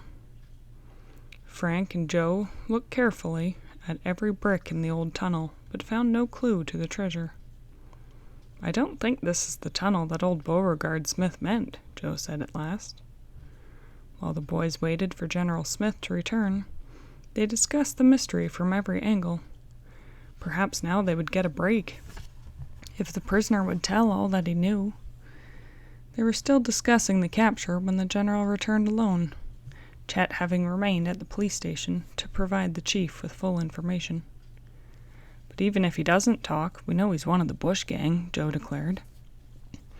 "I don't like Bush's silence," Frank spoke up. "It's kind of ominous. I think we ought to checkmate him." "Good idea," the general agreed. "But how?" Frank mulled over the problem. The man we captured seemed to be heading for a definite destination. Perhaps Bush and his gang have a hideout right under our noses. "Would be mighty hard to ferret them out," the officer said. "They're probably in a secluded place where they'd have the draw on us. If it's in the timberland, it would take an army to beat that Bush." "Unless we get high enough to look down on them," Frank suggested. "A plane!" Joe was excited as he informed the general that both he and Frank were experienced pilots. "But the noise would give you away before you reached them," the officer objected. "There's nothing to make them suspect we'd be flying," Frank declared. "I've noticed several private planes around here in the past week. Is there an airport nearby, General Smith?" "Yeah, a big one, about 20 miles from Rocky Run. Why don't you do it this afternoon? I think that's been enough gold hunting for one day." When they arrived home, Chet handed the Hardys a telegram. It said, "Good clue. Junior older. West trails slippery. Down soon. Dad." Chet grinned. "Gee, that sounds funny. I suppose it's in code?" Neither he nor the general could make out the message, so Frank interpreted. "Junior is older than he appears, and is a slippery customer, probably from out west." "Wow," Chet cried. "No wonder he's handy with a gun." General Smith looked very serious. "You boys have done mighty well on this case, and have one prisoner. Don't you want to call it quits? With the material you've already gathered, your dad should solve this mystery in short order." Joe frowned. "That's just it, sir. We want to solve it before he gets here." "Well, I'm all for you," the officer said happily. "You surely have opened my eyes. Didn't know the younger generation had so much detective ability. We'll get that plane this afternoon. Call up and make arrangements, Frank." The boy contacted the airport and talked with a young pilot who operated a plane leasing service. He readily agreed to rent the Hardys a small plane. At 4 o'clock, Frank, Joe, and Chet arrived at the airport. By arrangement, General Smith was to post himself at the old plantation. If the boys found the location of Bush's hideout, they were to fly over the plantation and drop a message to the officer. He, in turn, was to get the local police to assist in the roundup of the criminals. On the way to the airport building, Chet chattered eagerly. "Just the kind of day for pictures. Maybe I can take some good ones from the plane and sell them to the local newspaper." A young man came out of the door of the hangar just as Frank parked. He smiled at the boys and introduced himself as Tom Crandall. Briefly, Frank explained his mission, saying that they were going to look for a group of men believed to be in the woods near the old plantation. "You can go up right away. There's your baby. I checked her out myself." Crandall indicated the sleek silver four-seater. The boys strode out to the runway apron and climbed aboard. Frank started the engine, and the propeller raced to life, and the small craft shuddered with power. "Okay, here we go," Frank shouted, as he taxied to the takeoff position. In a few minutes the plane rose into the air. Joe sat in the seat next to his brother, with Chet directly behind. As the craft glided over the treetops, Chet watched as Frank manipulated the controls. "Gee, I'd sure like to learn how to fly these things," the boy mused. "Nothing's stopping you," Joe grinned, turning to wink at Frank. "We'll crisscross the area," Frank said. "Sing out when you spot the Smith place." "Boy, this is the life!" Chet beamed as he leaned toward the window to take photographs. It did not take the craft long to reach the old plantation. Peering out, the boys saw General Smith far below, waving up to them. "Here's the place," Frank said, taking in the area with a sweep of his hand. "I'll go a mile or so to the north and then back again. Keep a sharp lookout when we get over the middle of those woods." The boys' eyes were glued to the windows for a possible glimpse of anybody in the secluded area below. Chet fussed with his telephoto lens, and then squinted down at the scene. Suddenly Frank cried out, "Look, there's smoke over there!" Far ahead, and apparently rising from a clearing, curled a lazy wisp of smoke. "Somebody's down there sure as shooting," Joe stated. "We'll pass right over them." Tense with excitement, the boys waited for the plane to reach the spot from which the smoke was rising. "Can you bring her lower?" Joe asked. Frank nodded, and then manipulated the controls so that the plane nosed gently down. He leveled off again. The smoke was closer. Finally, a clearing came into view. Frank decided not to fly over it directly, but instead he made a wide circle, banking at an angle to give all of them a clear view of the place. "Well, would you look at that?" Chet said, and adjusted his telephoto lens. 3 men were around the campfire, evidently preparing a meal. The figures were bending over, so they could neither be seen directly by any of the boys, nor could they see the occupants of the plane bearing down upon them. The shutter of Chet's camera clicked and clicked again. Suddenly the men, apparently now suspicious of the low-flying plane, grabbed up something from the ground and dashed into the bushes. But not before Chet snapped another picture. "What now?" asked Joe. "Back to the plantation," Frank said. "We'll drop a note to General Smith." Frank eased the plane into a banking turn, applied full throttle, and climbed for altitude. But as he did, a man on the ground ran into the clearing. Chet centered him in the viewfinder and exclaimed, "He's got a rifle and he's aiming it at us!" All three could see tiny puffs of smoke as the high-powered weapon spoke and bullets struck home against the fuselage. Then a bullet thudded against the straining motor. Frank gave a groan of dismay as the engine began to cough. End of Chapter 17. Chapter 18. A Final Clue. "The bullets hit the fuel line," Frank shouted to Joe and Chet. Immediately he tried to coax the engine back to its normal, pulsating drone, but its feverish manipulation failed. The sputtering became continuous, and the craft began to lose altitude. "We're gonna crash!" Chet cried hysterically. "Pull yourself together," Joe shouted. "Frank can handle a plane as well as if he was born at the controls." The older Hardy grinned at his brother's high praise, even as he himself began to lose hope.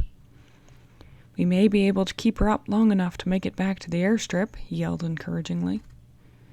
Yet as he fought to maintain a safe altitude, Frank knew that any moment the engine might give a final cough and quit. And there was further damage that the leaking gas from the damaged fuel line might ignite and set the small plane aflame. "I can see the airport ahead now," Joe exclaimed excitedly. "You're doing fine, Frank. Keep up." But the boy's remark was cut short as the engine gave a sudden shudder, and the craft dropped sharply.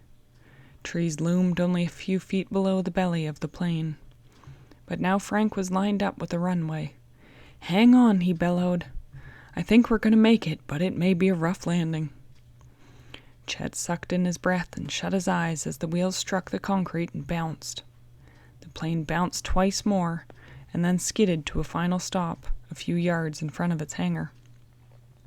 Frank heaved a huge sigh of relief as Joe clapped him on the back. "Great work." You mean we're safe?" Chet asked unbelievingly, as the boys stepped down and helped him down from the craft. "I've had close calls, but that was the closest," Frank admitted. Just then Crandall ran from the hangar. "I'm sorry, your plane's damaged," Frank said, and he explained what happened. Crandall managed a half smile. "The plane's covered by insurance," he said. "I'm just glad you're all safe." As the Hardys and Chet made their way to the office, Crandall asked if they had any idea who'd fired upon them. "We think the man responsible is a criminal who calls himself Dr. Bush," Joe answered. "He and his cohorts have been bothering us for some time." "Well," Crandall said after a pause, "Bush is in real trouble now. He can't go around shooting at planes and expect to get away with it." After settling the bill for the plane's rental and thanking Crandall, the three boys went to the police station and reported the incident. The chief said that he would relay the information to the county sheriff, and a determined search would be made for the men involved. Frank and Joe wanted to join in on the hunt, but when they telephoned their news to General Smith, he would not hear of it. "You were up most of last night," he reminded them. "Come on back here and get some rest." Claude was waiting for them with a sumptuous meal, and it was not Chet alone who came back for third helpings of pomano and fried tomatoes. Frank and Joe's recent experience had given them a ravenous appetite. Chet had planned to take his roll of film to town for developing after dinner, but he fell asleep in an easy chair. General Smith and Joe discussed the mystery, while Frank, for the 100th time, looked over the coded message found in the ammunition box. "Finally," he said, "there's one symbol on this sheet that we've never tried to decipher. It might be the connecting link." "What's that?" Joe asked. "The strange-looking tree. You said you never saw one like it, General Smith." I can't recall ever having seen one." Frank became silent again, but a few minutes later he remarked, "Do you suppose there's any old-timers in town who could have any information about the plantation before it was ruined?" As the general pondered, Claude came to say good night. "I beg your pardon," he said, "but I couldn't help but hearing your conversation. I believe Reverend Colts, the pastor of my church, could help you." "That's fine. Thank you, Claude. We'll call on him in the morning," the general said. The Hardys' first stop the following day, however, was the jail. They were told that Hank still refused to talk. The boys also learned that there was no news of Dr. Bush or the gang. While Chet went to the general store with the film to be developed, the Hardys and General Smith called on the home of Reverend Colts. A middle-aged man answered their knock. The general introduced himself and asked the pastor if he knew of anyone still living who had any contact with the Smith plantation from years ago. "Yes, I do," the pastor replied. "Benjamin Barry. He lives in an old folks' home. I'm quite sure his grandfather worked for Mr. Beauregard Smith." The boys and the general thanked the pastor and drove to the home located a mile away. The attendant pointed out old Ben, who was rocking on the side porch of the red brick building. "How do you do, Ben?" said General Smith, smiling, as he told the man who he was. "Meet some friends." The old man nodded, and to their questions he replied that his grandfather had served the Beauregard Smith family long after the emancipation.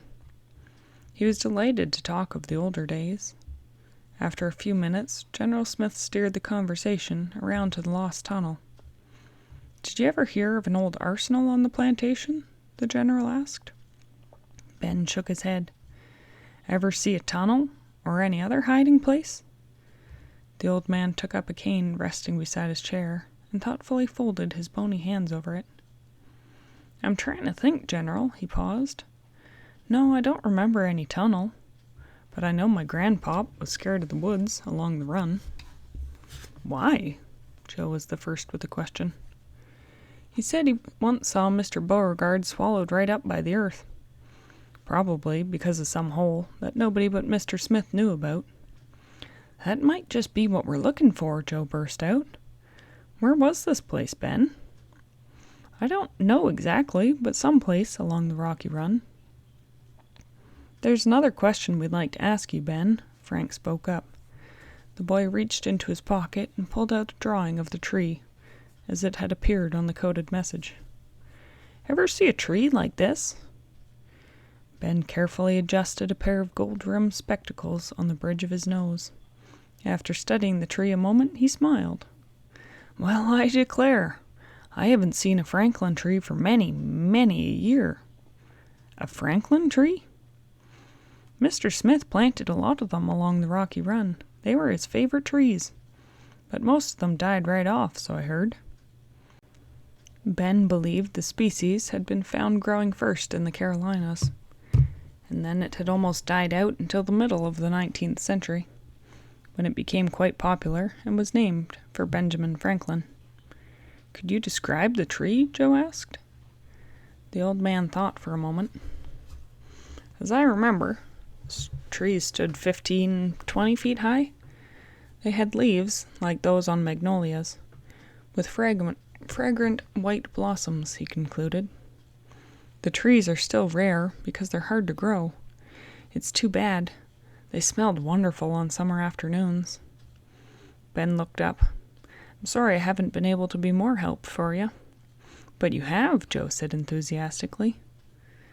After thanking Ben for his information, the trio got into the car and returned to Centerville. Chet was waiting for them in front of the store. "Let's get out to Rocky Run as soon as possible," Joe said eagerly. "Not me," Chet spoke up. "I have a hunch that this time my pictures are going to solve the mystery. The men said he may have them ready by 12 o'clock, so I'm hanging around here to wait."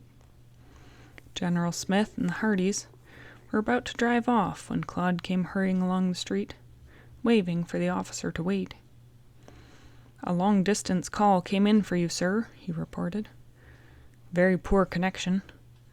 but the party said that he would call again about 12. It's very important, and he asked that you please be there. Telling Frank and Joe that he would see them later, the general followed Claude. As the Hardys drove off, they wondered if the call might have anything to do with our case.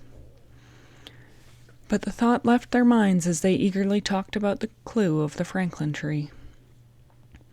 In the meantime, Chet, to while away the time, walked around town, had an ice cream soda, bought some scenic cards of Centerville to send home, and at 11:45 his pictures were ready. Chet pulled them from the envelope eagerly. One look and he gave a shout. "Randolph, the black bag! I've got to get to General Smith fast." End of Chapter 18. Chapter 19. The Lost Tunnel. Chet left the storekeeper staring open-mouthed at his cryptic remarks. The stout boy had never moved faster than he did in those next few minutes. Bursting breathlessly into General Smith's home, he was met by the officer, who was just turning away from the telephone. "Chet, we must find Frank and Joe at once." "What's up?" Chet replied, stopping short with the photographs in his hand. The look of worry on the general's face alarmed him. "Mr. Hardy has uncovered the identities of our enemies. I've just had a message from his home. He's flying down here. Bush and his men are bank robbers, wanted on the West Coast," he continued. "They're fully armed and they're deadly. If we don't get to Frank and Joe immediately, we may never see them alive again."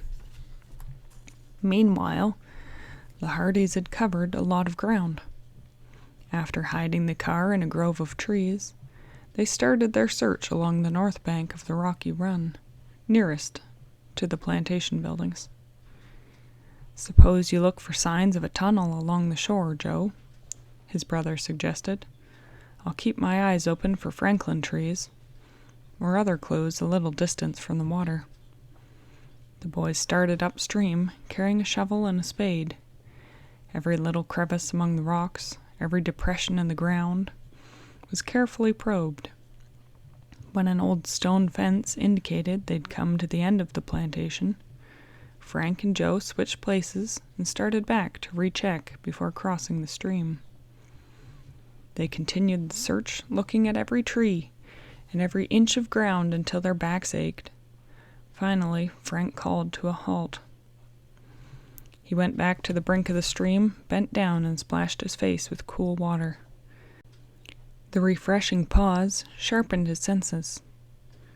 Taking in a deep breath of woodland air, he remarked, "Smell that sweet honeysuckle?"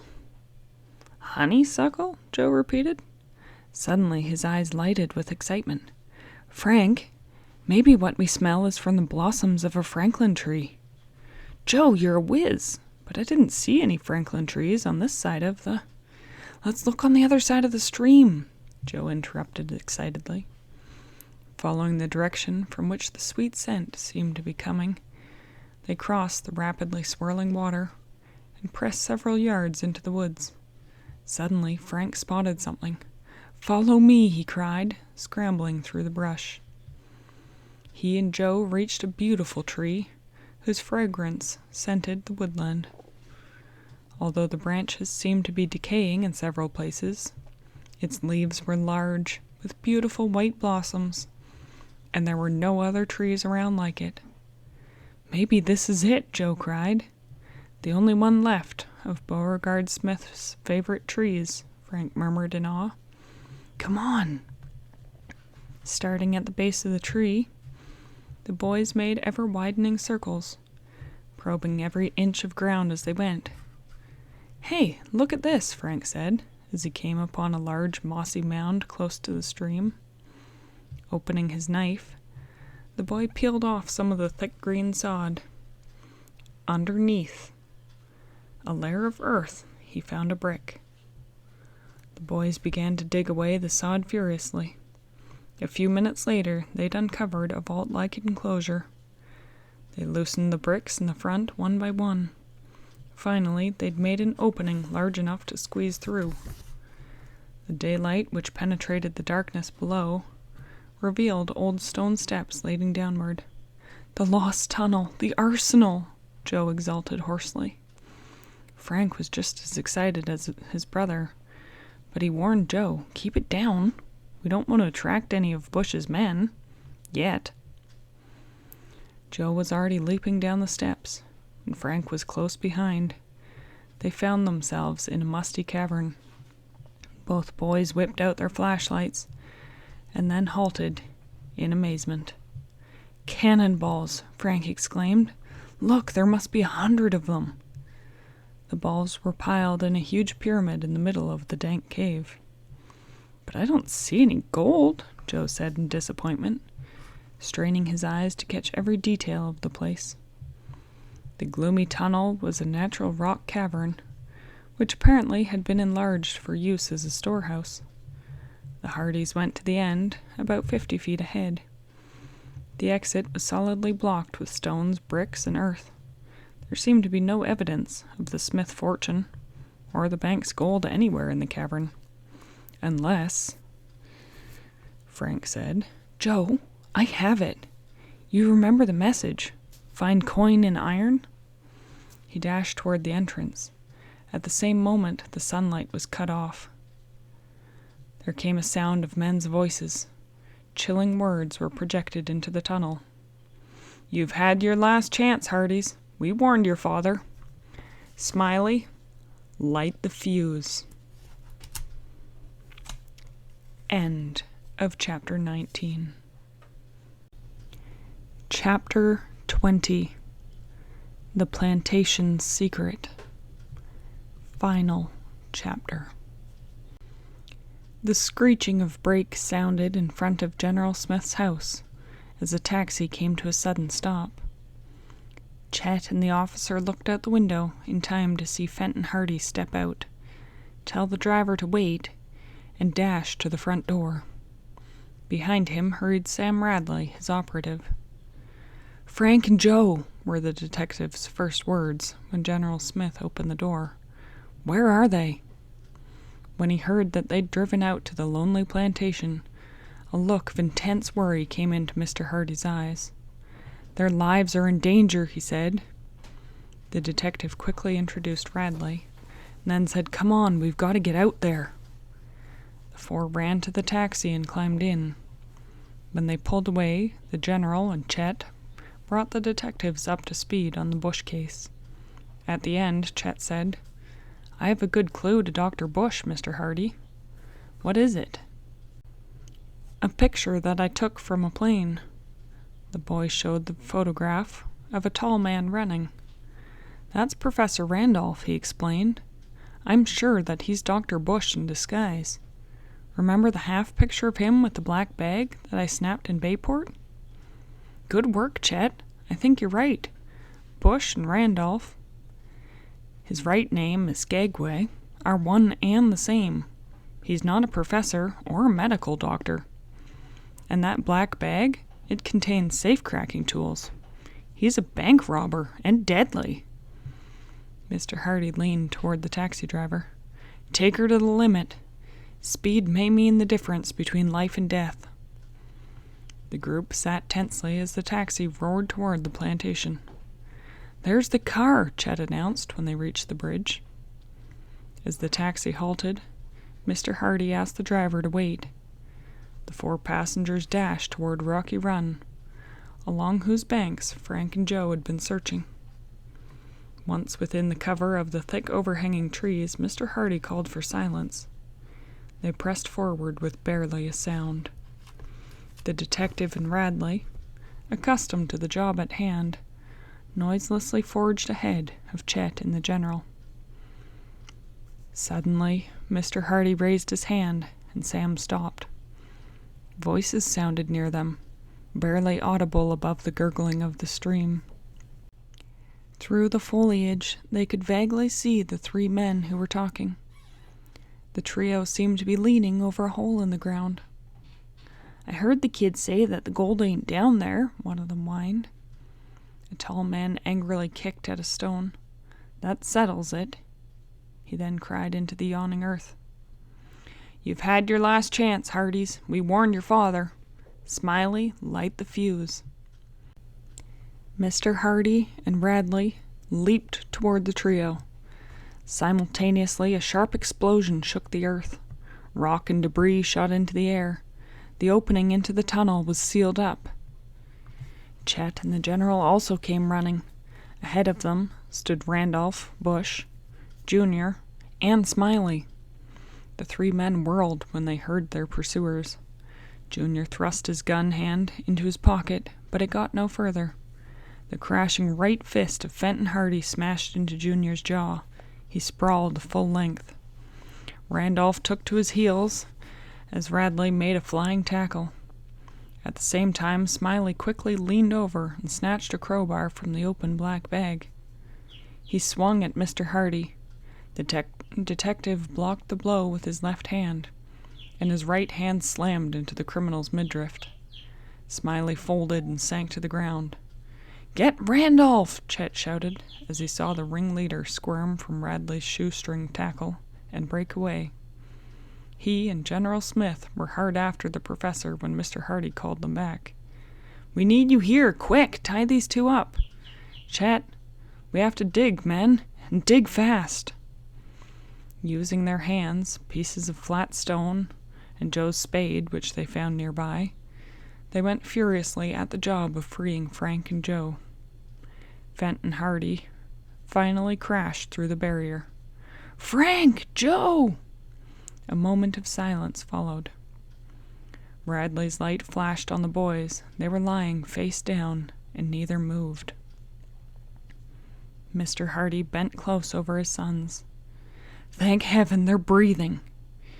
He and Sam Radley carried the boys up the steps. Chet paled. They're not." "No," Mr. Hardy said, "just knocked out." He and Radley applied artificial respiration. Joe opened his eyes first, and then Frank stirred. In a few minutes, both boys were on their feet, shaking their heads dazedly. They tried to smile as they related their experience. "I thought we were dead ducks," Joe said. He shot a glance at the two prisoners, who had regained consciousness. Chet had them well bound and had removed the pistol from Junior's pocket. "Who's he, Dad?" Frank asked. "Harold Maskey, called Junior because he looked so young. He's a bad actor." While Chet was telling the brothers how his picture had identified Randolph as Dr. Bush, the criminal that had been there but had escaped, and that the gang was wanted in the West Coast for bank robbers, Mr. Hardy started back toward the taxi. "I'm going to advise state police to comb through the entire area for Bush," he declared. Suddenly, Frank called out, "I'll bet his loot is hidden in the cellar of the Rocky Run Museum. Bush will probably head right there." Using the taxi radio, Mr. Hardy was able to get the message through to the police. An officer promised to send men to the museum and a patrol car to pick up the prisoners at Rocky Run. After thanking and paying the taxi driver, the detective returned to the boys. The captors remained silent. It was not long before 3 troopers crashed through the woodland to the tunnel. One said the news had just come over his car radio that the notorious leader of the bank robbers, posing as Dr. Bush and Professor Randolph, had been found in the cellar of the museum. Secreted in the walls was the West Coast loot. Frank had also confessed, hearing this, and Smiley groaned. "The jig's up," he said. "If we tell them everything, they may go easier on us, Junior." As the two related their part in the plot to get the Smith gold and keep the Hardys out of the case, their boss, they said, was married to a woman who used to live in Centerville area and had told him the story of the lost gold. She'd not known about her husband's criminal activities until recently, thinking that he was just off on business trips. When she'd overheard his plans to help himself to the plantation treasure, and even go to Bayport to prevent General Smith and the Hardys from coming to Centerville, she'd tried to stop him.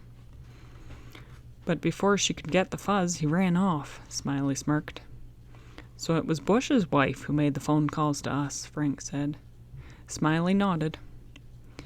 Randolph had helped himself to a secluded museum and had threatened the old caretaker and his family. Whenever the robber and his gang wanted to be alone, they had locked the old man in the back room. "How did you find the clue to Pleasanton's Bridge?" Joe asked. "You never saw the message in the bandolier."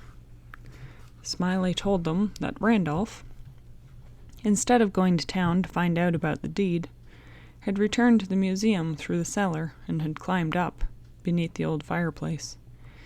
There he had eavesdropped and heard mention of the bridge. "Mr. Hardy, I really ain't got no hate against your boys," Smiley concluded. "I've got to admit they're smarter than me." Such was not the case with Junior. As Sam Radley and the troopers led the two men away, hatred for the Hardys flashed in the youthful-looking criminal's eyes. When the police car had roared off, Frank said excitedly, "I think we're going to solve the most important mystery, the mystery of the lost tunnel. Follow me." By this time, the sulphurous air of the cavern had begun to clear. Frank scrambled down the steps, climbing over the debris scattered by the explosion. Joe, Chet, General Smith, and Mr. Hardy followed. "I still don't get it," Joe said, looking inquiringly at his brother. "There's nothing resembling gold anywhere in here." Frank led them over to the pile of cannonballs and then stopped. "Remember the message? Find coin in iron. Hold the flashlight, Joe." Frank opened up his knife and scratched the corroding surface of one of the balls. An outer layer began to fall away. Suddenly, a glint of gold appeared. Feverishly, he scraped off more iron until there was no doubt. "The treasure!" cried General Smith. The others gasped in amazement.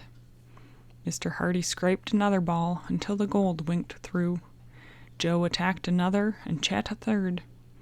"My great-grandfather's name is vindicated," the general exclaimed, after examining several more cannonballs to be sure. "The bank will get back its money, and Beauregard's heirs will be able to restore the plantation and can come back to live here." Putting his hand on the Hardy boys' shoulders, he turned to their father. "Fenton, you're the luckiest man in the world to have such sons." The detective smiled broadly. "You won't find me contradicting you." He turned to Chet. "Mr. Morton's got a son, and a photographer to be proud of, too." Chet beamed as the general slapped him affectionately on the back. It was not, as a photographer, however, that Chet was soon to figure in the Hardys' next adventure, the wailing siren mystery. "Hey, how'd they get the gold inside the cannonballs?" Chet asked. "They probably melted the gold bars in the blacksmith shop," General Smith answered. "The melting point of gold is very low, you know. And then they either made balls of it, or covered them with the iron shells, or else cast hollow cannonballs first and then poured in the gold, and then plugged the holes," Joe added. Each of the Hardys and their friends lifted one of the gold cannonballs. As they carried load after load from the lost tunnel, the group chattered gaily. "It feels so good. I think we ought to have a celebration," Chet asserted. "With some atom crackers?" Frank grinned. "Or one of Claude's dinners?" Joe suggested, his eyes twinkling. "Oh, boy!" Chet exclaimed. "I can hardly wait." End of The Secret of the Lost Tunnel, a Hardy Boys mystery by Franklin W. Dixon.